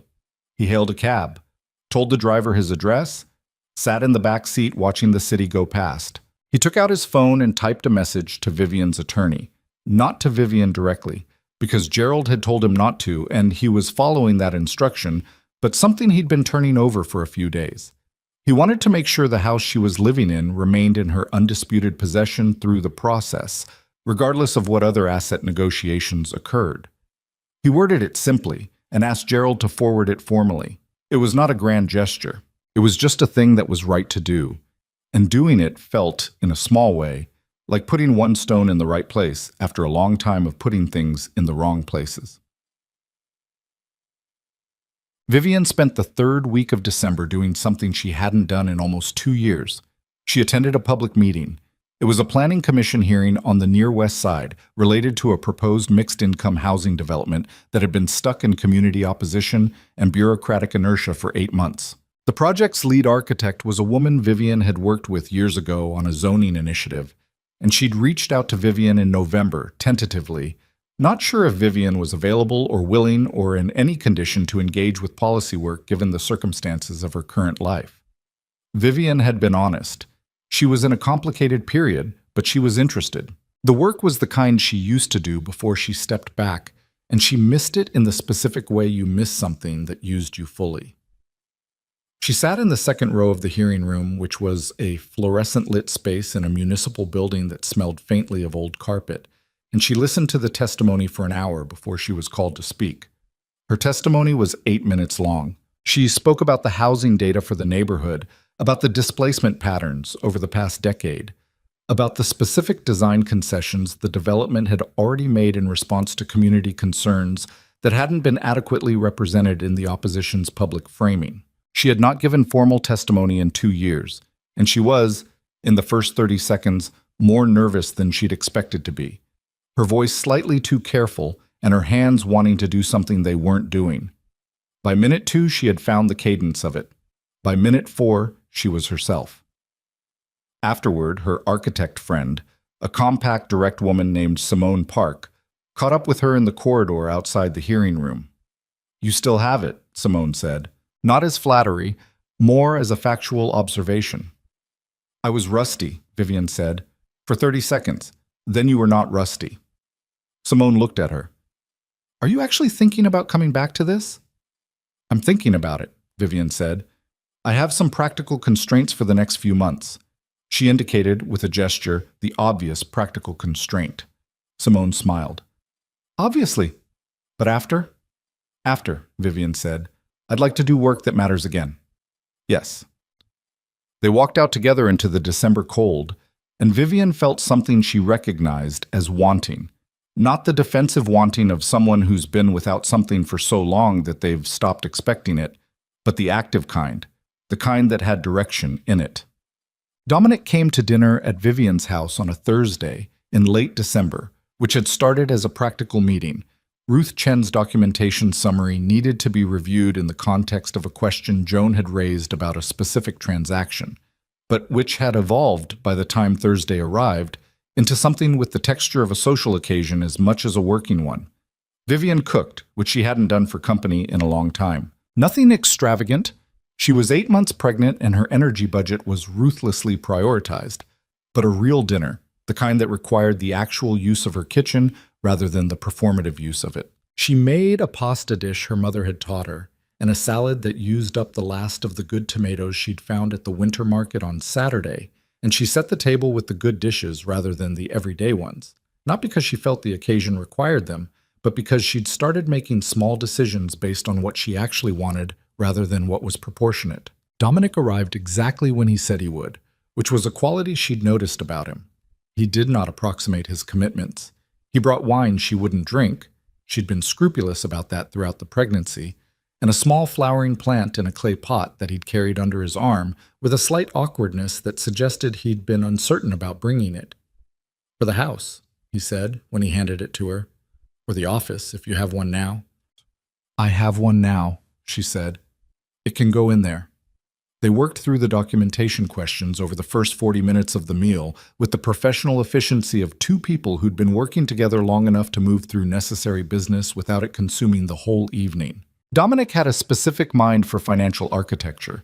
He saw the underlying structures intuitively in a way that helped Vivian understand not just what was there, but why it was configured the way it was, which helped her communicate it more effectively in legal contexts. She'd come to depend on his clarity in the past few months in ways that had started as instrumental and had become something more like genuine intellectual companionship. When the work portion of the evening ended, they talked. This was something that had happened gradually over the months of collaboration, the conversations that extended past the relevant matter. He told her about his daughter, who was 26 and living in Seattle, and who he talked to twice a week with the particular effortfulness of a parent who had not always been as present as he should have been, and who was now trying, in the available remaining time, to close a distance of his own making. He was unsentimental about his own failures in that regard, in a way she found unexpectedly moving. She'd told him, over several conversations, things about herself that she'd stopped telling anyone. The career she'd put down, the specific grief of stepping back from work that had given her a sense of purpose, the strange psychological process of recovering an identity that had been replaced by a role. He was a good listener in the uncommon sense. He didn't listen in order to respond. He listened in order to understand. And there was a difference you could feel. Tonight, over the cooling remains of the pasta, he said, "How are you actually doing?" Not the summary version. She thought about it honestly. "I'm better than I expected to be at this point. I have days that are genuinely hard, not dramatic, just the ordinary weight of everything." She paused. "The baby terrifies me more than anything else. More than the legal process, more than the financial stuff, because I can manage the legal process. I can follow Joan's guidance and trust the process and do the next thing.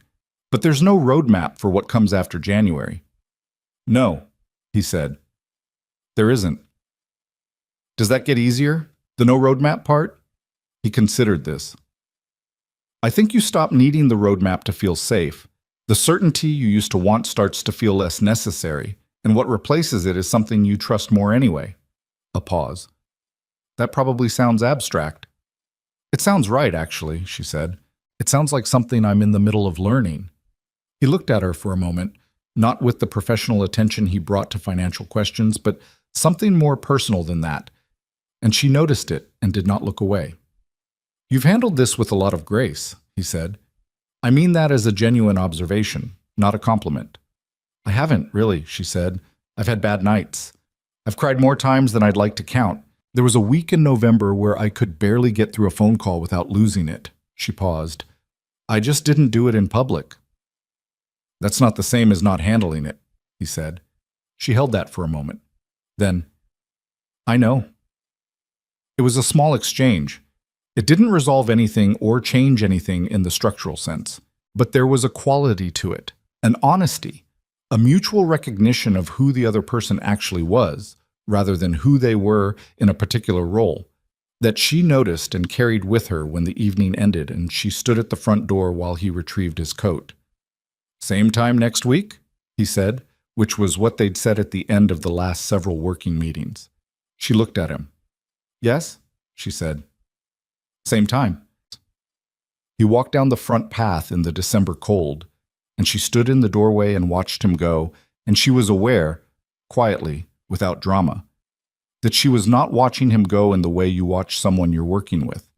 She was aware of that, and she did not examine it too closely because the timing was wrong and the situation was complicated, and she had enough to manage without adding complexity she wasn't ready for.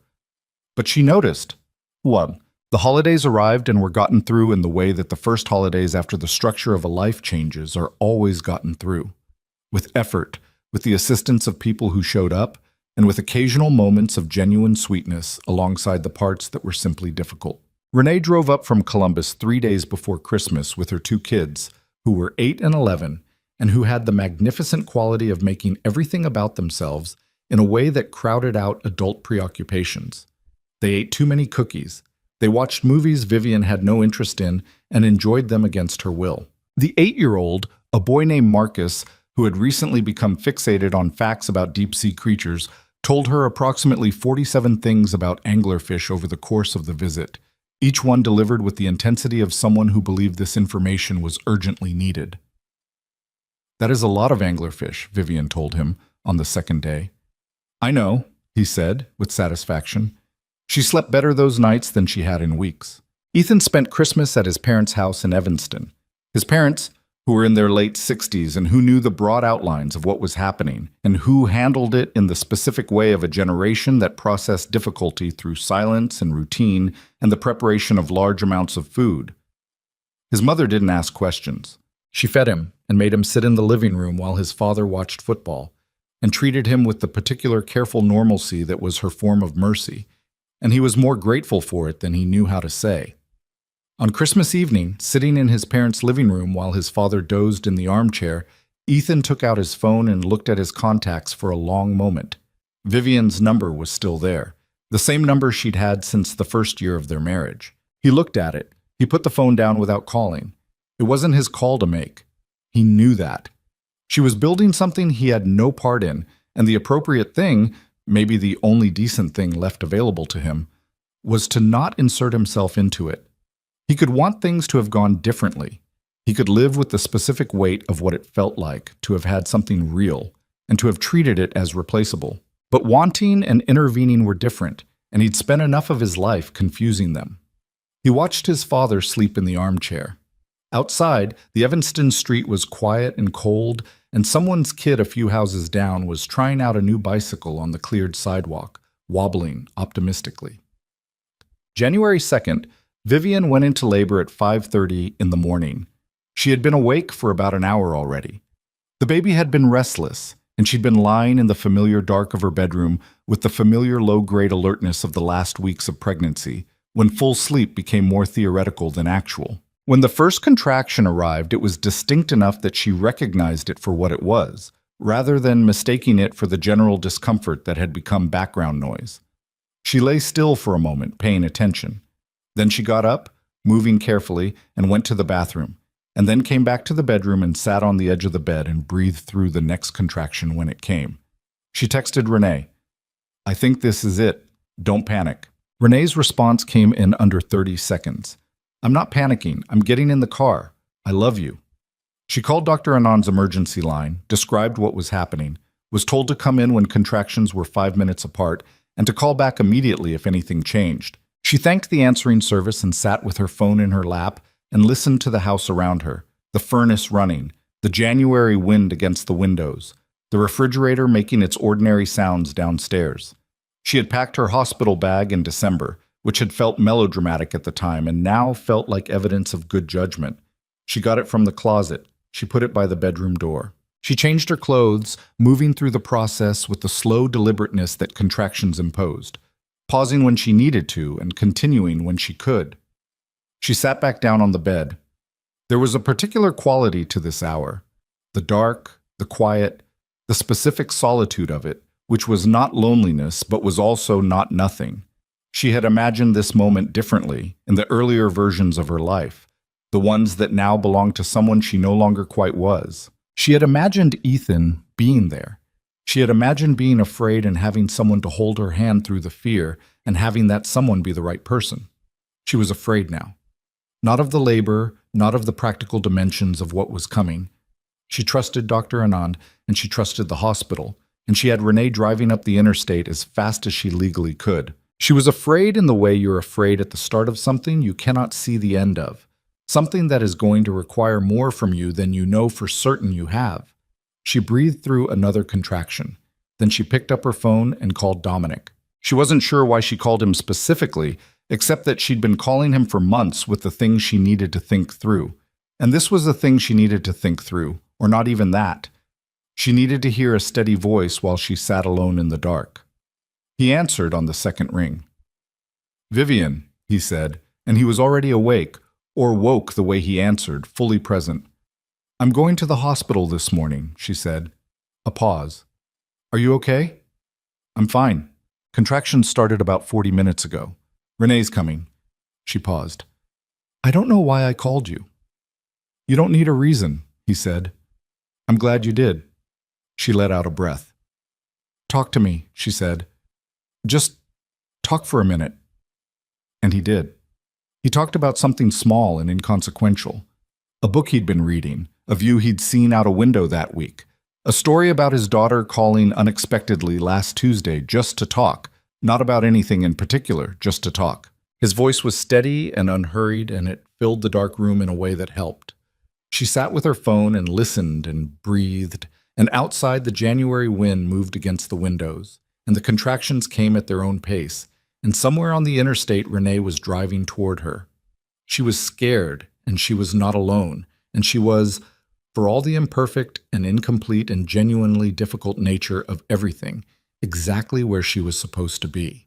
Isabella Rose Hale was born at 2:17 in the afternoon on January 2nd, after 8.5 hours of labor that were neither cinematic nor particularly dignified, and which Vivian would later describe to Renee as the hardest thing I've ever done that I would also do again without hesitation.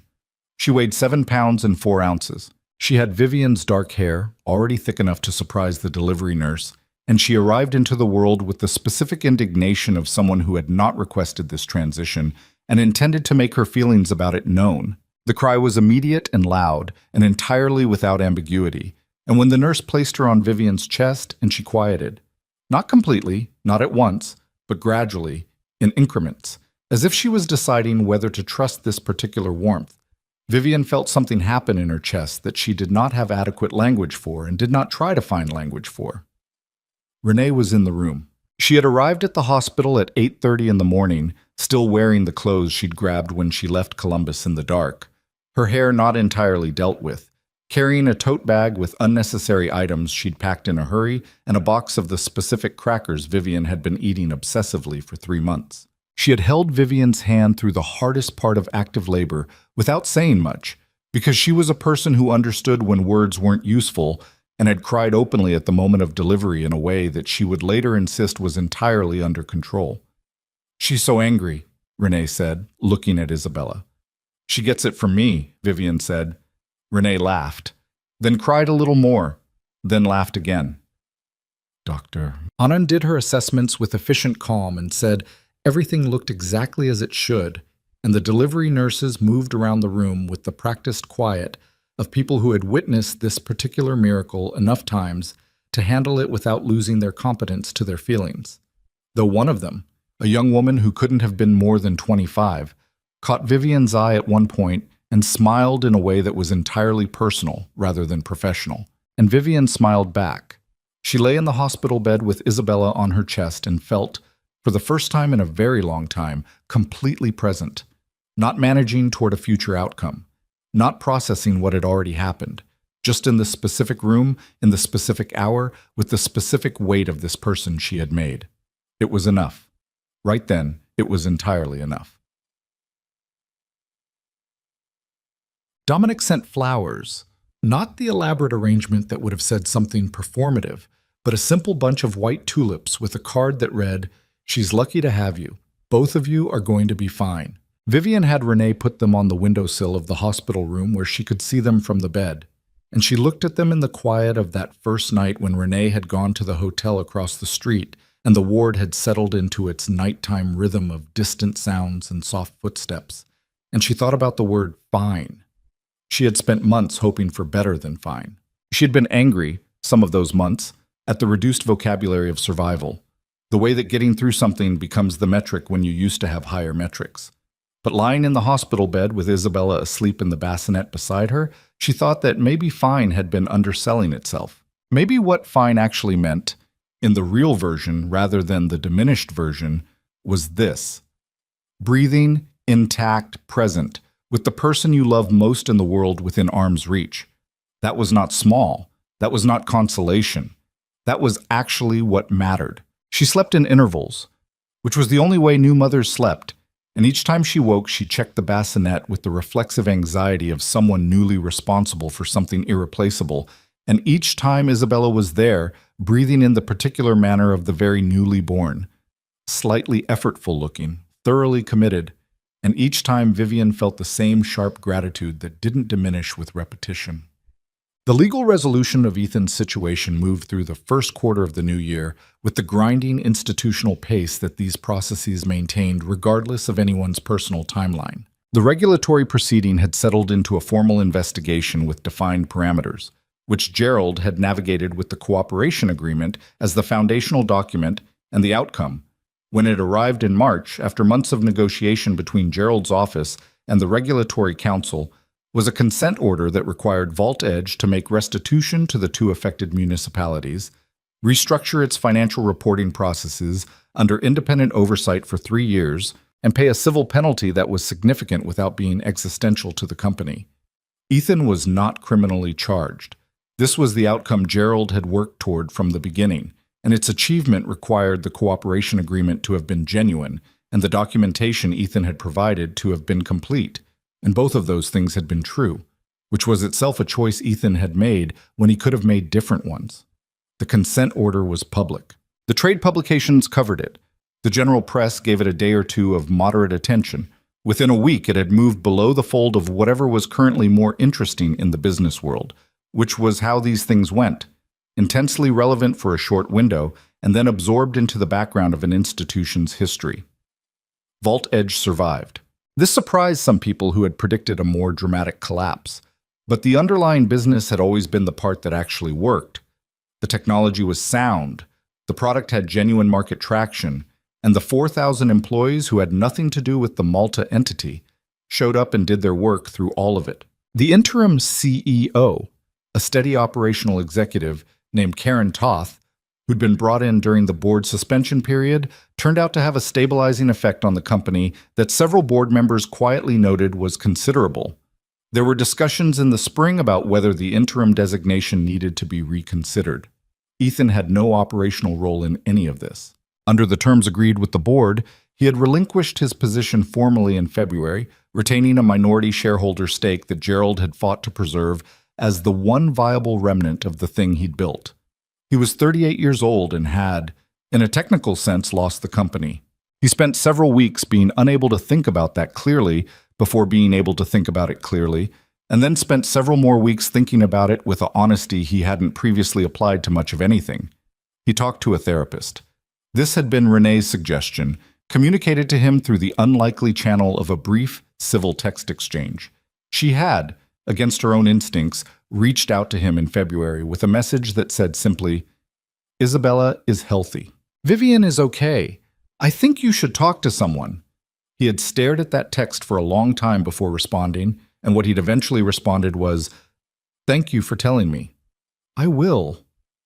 He went weekly to a man in his 50s named Dr. Patrick Osei, who had a measured demeanor and a tendency to ask questions that Ethan consistently underestimated until they arrived. It was not comfortable work. Ethan had spent most of his adult life turning discomfort into performance energy, converting the things that scared him into fuel for ambition, and the discipline of sitting with things rather than converting them was foreign enough that it required actual effort to learn. He was not always good at it. He was getting less bad at it over time. He did not attempt to contact Vivian outside of the legal process. This was hard in the way that the right decisions often were.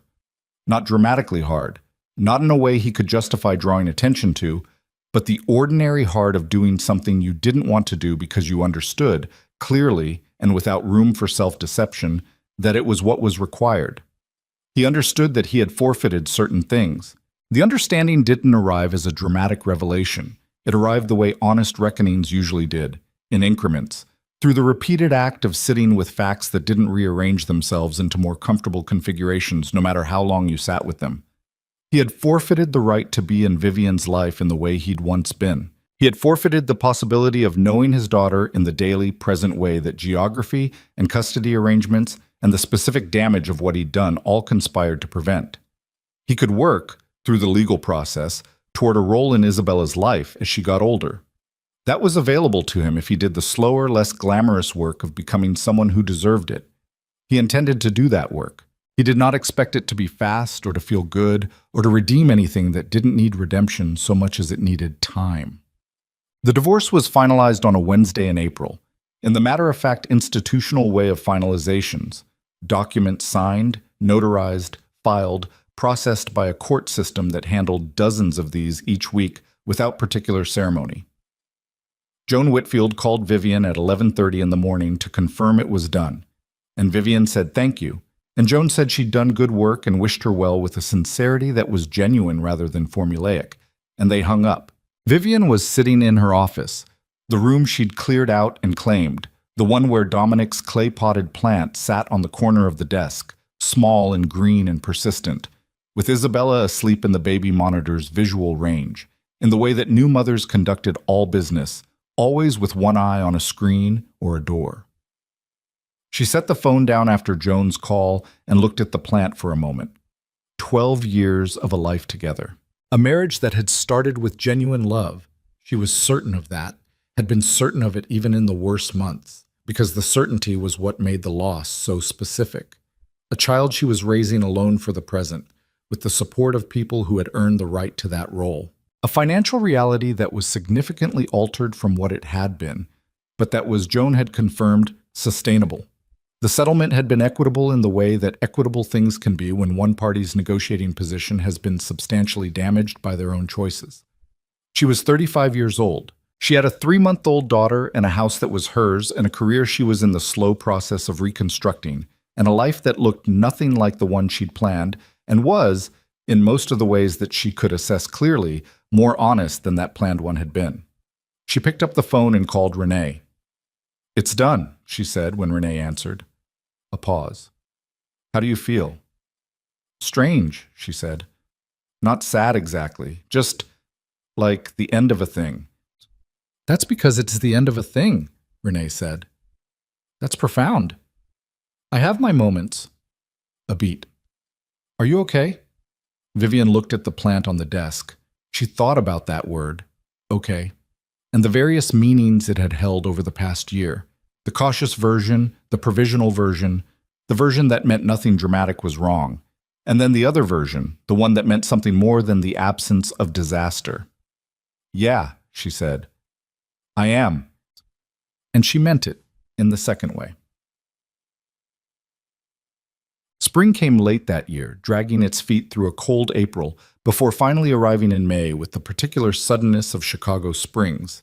One week still requiring a winter coat, the next genuinely warm in a way that made people emerge from buildings blinking into the sunshine with expressions of mild disbelief. Vivian had gone back to policy work in March, part-time initially, taking on a consulting role with a housing advocacy nonprofit that Simone Park had connected her to after the Near West Side hearing in December. The work was the right scale for where she was, demanding enough to use her properly, flexible enough to accommodate the reality of a newborn, interesting enough that she found herself thinking about it in the gaps between feedings and nap schedules in a way that felt good rather than anxious. There was a meeting in April with the nonprofit's director that ran long because the conversation was genuinely productive, and walking out of that building onto the bright April street, Isabella and the carrier she'd gotten competent at managing over the previous weeks, Vivian felt the specific satisfaction of work that had gone well, the clean, uncomplicated version of professional satisfaction that she'd missed without always being able to name what she was missing. Isabella, for her part, seemed to have no opinion about policy work, but a strong opinion about being carried, which she expressed by going calm and alert in the carrier whenever Vivian walked anywhere. She watched the street with the intense evaluative focus of the very young, absorbing, processing, giving nothing away about her conclusions. Vivian had developed the habit of narrating things to her during their walks, which was supposed to be good for language development, but was also, honestly, just good company. "That's the building where I gave testimony in December," Vivian told her as they passed the municipal building. "You were there. You probably don't remember." Isabella regarded the building without comment. "Fair enough," Vivian said. Dominic had, over the months since January, become a regular presence in Vivian's life in a way that had evolved without either of them forcing it or formally declaring anything. He came for dinner on Thursday evenings with the regularity of an established habit. He texted with information about things he'd read that related to her work, not as a way of demonstrating usefulness, but because he'd encountered something and thought of her and acted on the thought without overthinking it, which was itself a quality she'd come to appreciate. He didn't calculate gestures. He was present without requiring management. He was good with Isabella in the specific way that mattered, not performing comfort, but actually being comfortable. He had held her without the tentative terror that some people brought to newborns, had settled her against his shoulder with the steadiness of someone who had done this before, and who trusted the small weight of her. Isabella had stared at his face with that evaluative intensity she brought to everything, and he had looked back at her with patient curiosity, and something in the quality of that exchange had moved Vivian in a way she hadn't entirely accounted for. She was not in a hurry. That was the thing she kept coming back to. She had spent too much of the previous years operating under the pressure of various timelines: Ethan's ambitions, social expectations, the biological calendar of pregnancy. The deliberate absence of urgency felt like its own form of health. On a Thursday evening in May, after dinner, they were sitting on the back porch of Vivian's house in the warm spring dark, the remains of dinner cleared and Isabella upstairs in her crib with the monitor between them on the small outdoor table. The yard was coming back from its winter dormancy. There were things flowering along the back fence that Vivian had not planted herself, but which were doing their own determined work regardless. Dominic said, "I want to ask you something." She looked at him. "Okay. I want to know if what I think is happening between us is actually happening, or if I've been misreading this." She was quiet for a moment, then, "You haven't been misreading it." He held her eyes. "I'm 61. I know how old you are." "Vivian?" He said her name with a directness that wasn't pressure.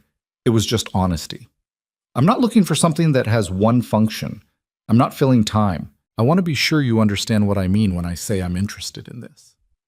"What do you mean?" she said. Not as a challenge, as a genuine question. He thought about it for a moment in the way she'd come to recognize as his actual thinking rather than the performance of it. "I mean that you're the most honest person I've spent real time with in years. I mean that Thursday evenings have become the thing I look forward to more than anything else in my week. I mean that I look at Isabella and I'm aware of what it would mean to be part of that, not in some ceremonial way, but the actual daily way. And I don't find that prospect frightening. I find it," he paused, "important." She looked at him in the spring dark, this man who was 26 years older than her, and who had shown up at a charity gala to stand beside her without being asked to be anything more than what he was, and who had talked her through contractions on the phone at 5 in the morning, and who had never once told her what to feel about anything. "I know this is complicated timing," she said. "Yes, and I have a 3-month-old and a career I'm rebuilding and a legal process that's technically over, but still—" "I know," he said. "I'm not asking you to sort out everything tonight. I'm asking whether this is something." She looked at her yard, the things blooming along the fence, the monitor light steady and green between them. "It's something," she said. He let out a slow breath that she understood was relief, and that she found, for some reason, enormously human and endearing. "Okay," he said. "Okay," she agreed. They sat on the porch for another hour, talking about nothing consequential and everything real, and the May night was warm around them, and the monitor stayed green. Ethan came to see Isabella in June. This had been arranged carefully and legally, through Joan and Gerald, with terms that Vivian had agreed to after months of thinking about it honestly. She had thought about it from every angle: her anger, her instinct toward protection, her assessment of who Ethan actually was underneath who he'd become, and whether those were recoverable as the same person. She had talked to Joan about it, and to Renee, and to Dr. Anand when it had come up as a well-being question in a postpartum appointment, and to Dominic, who had listened and said clearly that whatever she decided, he would support it, and who had meant that without reservation. She had decided that keeping a father from his daughter because she was angry at the father was a different thing from protecting her daughter from actual harm. Ethan was not dangerous. He was damaged and had done damage and was in the slow process of being accountable for that. Isabella would eventually know her own story, and the version of that story Vivian wanted to hand her was not one in which people who hurt you were permanently excised. That felt too easy and not quite true to how lives actually went. Ethan arrived on a Saturday morning in June at 10 o'clock at the front door of the house on the south side that he had lived in for 4 years, and which he entered now as someone who had no particular right to be there except the one Vivian had chosen to give him. He looked different from the last time she'd seen him in person. The Hargrove Gala, 8 months earlier, when he'd been wearing the charcoal suit and performing confidence he didn't entirely have. He looked now like a man in his late 30s who had been through something and who was not pretending he hadn't. He looked, honestly, like a person.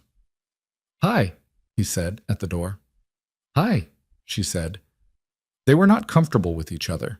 That would have been too much to ask, and Vivian had not asked it of herself or the situation. There was a residual quality to the air between them that was partly old love and partly old damage, and it was not dissolved simply because time had passed and legal documents had been signed. She brought him into the living room where Isabella was on the playmat, doing the focused, non-specific work of a 5-month-old, which involved reaching toward things and occasionally achieving them and expressing strong opinions about the texture of her own hands. Ethan sat down on the floor beside the mat. He looked at his daughter. His face went through several things rapidly and then settled into something that was simply looking, the direct, undefended attention of someone who has finally arrived at a thing that cuts through everything else. Isabella looked at him with the evaluative intensity that was already distinctly her own. "Hi," he said to her, quietly. She considered him. Then she reached in his direction, which was either meaningful or reflexive, and was probably both. He offered his finger, which she took. Vivian sat across the room and watched this without intruding on it. She had her own feelings about the moment, complicated ones, the kind that didn't resolve into a single emotional note, but required you to hold several contradictory things at once. Grief for the family, this wasn't. Something like compassion for the man who had gotten here too late and through too much damage to be what he might have been. And underneath both of those, a steadiness that was hers and that she had built and that no version of this moment could take from her. They talked after a while, in the way of two people who have a shared history and a shared responsibility and no longer have anything that needs to be performed between them. It was not easy conversation. It was not warm in the way it once would have been, but it was honest, which was something. He asked about her work, and she told him briefly. He told her the name of his therapist without her asking, which she understood as a form of accountability. Not asking for credit, just making visible that something was being done. She appreciated the distinction. Before he left, he stood in the hallway and looked at her with the specific expression she'd last seen on the terrace above the ballroom. That stripped-down version of his face, the one without the performance. "I know there's nothing I can say about the things I did that changes them," he said. "I'm not looking for—" He stopped. Tried again. "I just want you to know that I understand now what I had. I don't say that to make you feel anything about it. I just—" He made a small gesture. "I wanted you to know I understand." She looked at him for a moment. "I know you do," she said. "I think I always knew you would. Eventually." A pause. "I just couldn't wait for eventually." He nodded. "That's fair," he said.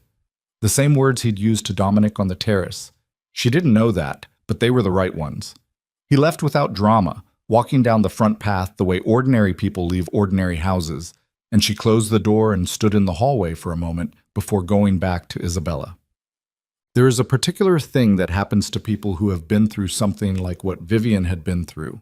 Something that is easy to misread from the outside as having emerged stronger, arrived somewhere better, traded one version of a life for a superior one. The narrative of replacement and improvement. The story where the betrayal becomes the catalyst and the woman who was underestimated rises, and everything resolves into a cleaner, more deserved version of existence. The truth is more complicated and, in its own way, more interesting than that. Vivian had not become a different person. She was recognizably herself. The same woman who had grown up on the South Side with her parents, who were teachers, who had worked her way into policy rooms through scholarship and stubbornness, who had loved Ethan Vaughn with a directness and completeness that she did not regret even now, knowing everything she knew. She was still impatient in lines at the grocery store. She still cried at things that weren't worth crying at. She was still not always easy to be around when she was tired, and the combination of a new baby and a rebuilt career and a complicated personal life meant that tired was not an occasional condition. She had not been made perfect by suffering. Suffering didn't do that. What it did, when you went through it honestly rather than around it or under it, was clarify. Burn off certain habits of pretending, certain tolerances for things that had always been wrong but that had seemed easier to accommodate than to confront. It gave you, if you were paying attention, a cleaner sense of what was actually worth something to you and what had only seemed worth something because you'd stopped asking the question. What was worth something to Vivian?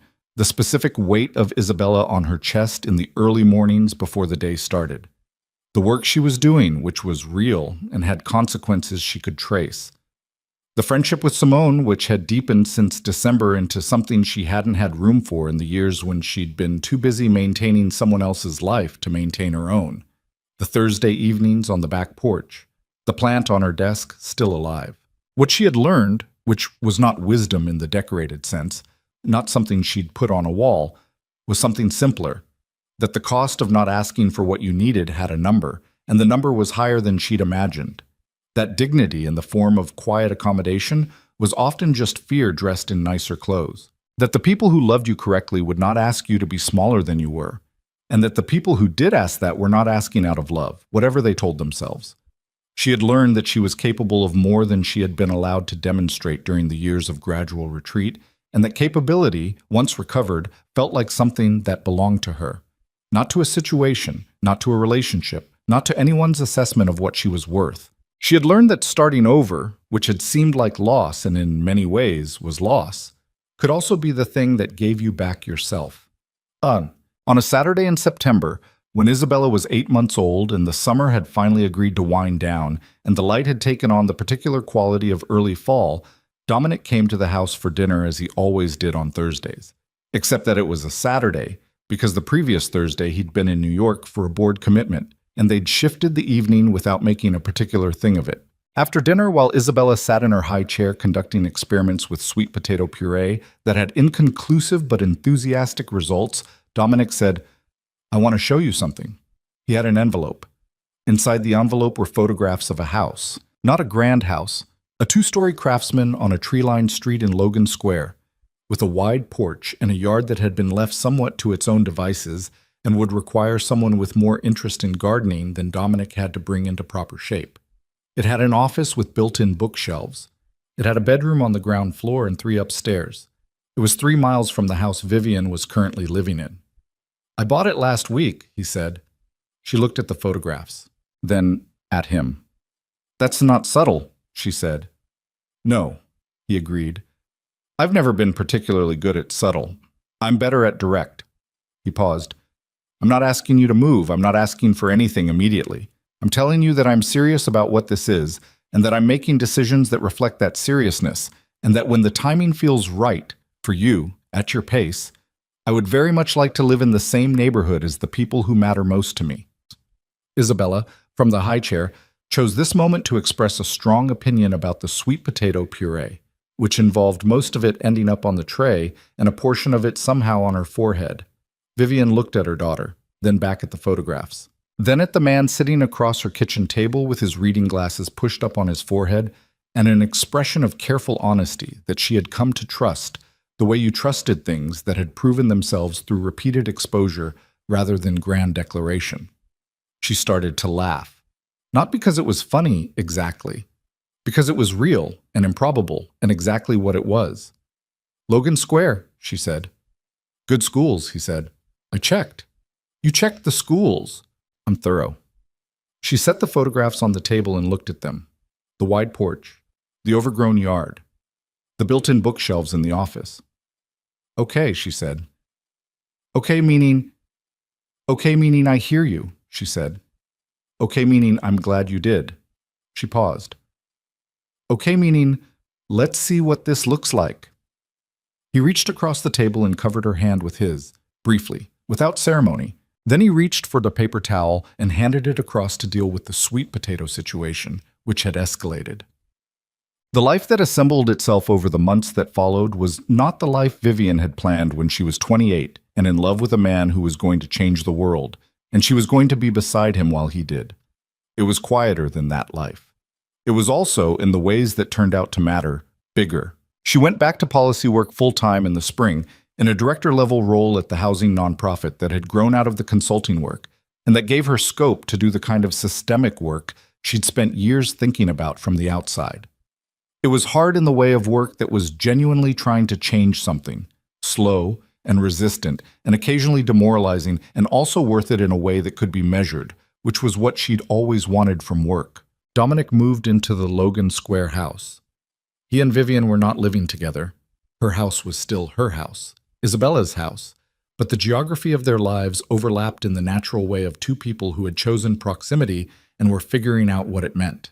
There were evenings at one house and evenings at the other, and weekend mornings in Logan Square with Isabella crawling determinedly across Dominic's not-quite-tamed yard, pursuing some personal objective that only she understood. He was patient with the pace. This was not, she eventually understood, a quality he had developed in relationship to her specifically. It was the patience of a man who had spent decades learning the difference between the things that would come in their own time if you didn't interfere and the things that required action. He had learned, sometimes through expensive mistakes, when he was dealing with which kind of thing. He applied that learning here with a consistency that she came to rely on, without losing the knowledge that she had chosen to rely on it. They were not perfect. He could be remote in ways that required her to ask directly for what she needed, rather than hoping he'd notice, which was a practice she was still building after years of hoping and not asking. She was sometimes short with him when she was exhausted, which happened more than she liked, and the shortness required repair in the ordinary way of two people maintaining something that needed maintenance. They disagreed about small things and occasional large ones, and the disagreements were sometimes tense before they were resolved. None of this was a problem. All of it was the texture of something real. Isabella learned to walk in March, at 14 months, taking the first unsupported steps across the kitchen floor in that staggering, committed style of children who have decided that falling is an acceptable cost of forward motion. Vivian was there. Renee was there, visiting for the weekend. Dominic was there, sitting on the kitchen floor in the suit he'd been wearing when he arrived and had not bothered to change out of, holding out his hands at the far end of Isabella's route. Isabella crossed the kitchen, fell once, got up, fell again, got up again, and arrived. Dominic caught her with both hands, and she grabbed his face with both of hers and looked at him with the supreme satisfaction of someone who has accomplished a significant thing. Vivian stood with her back against the kitchen counter and watched, and did not try to have a feeling about it that was simple, because it wasn't simple. And she had decided some time ago that the things that weren't simple didn't require her to pretend they were. What she felt was this: grateful, specifically and without generalization, for the people in this kitchen. For Renee, who had driven through the dark and packed crackers and held her hand. For Dominic, who had bought a house 3 miles away and gotten down on a kitchen floor in a good suit. For Isabella, who had arrived in the middle of the hardest year of Vivian's life, and had not known this and had needed everything regardless, and whose needing everything had been, improbably, the thing that had kept Vivian oriented when orientation was hardest. And for herself, she had not thought to be grateful for herself for a long time. She had been too busy managing and surviving and building to pause on it. But she had done those things. She had walked into the room. She had not disappeared quietly. She had made decisions she wasn't certain of, and stood by them and slept badly and gotten up and continued, and here she was. Here she was. The kitchen was warm. Outside the window, the March light was doing what March light does in Chicago. Provisional, intermittent, unconvincing, but present. A beginning. Isabella had let go of Dominic's face and turned back toward the kitchen with the expression of someone who had immediately identified a new objective. She took 3 more steps. She sat down hard. She considered the floor. Then she got up again.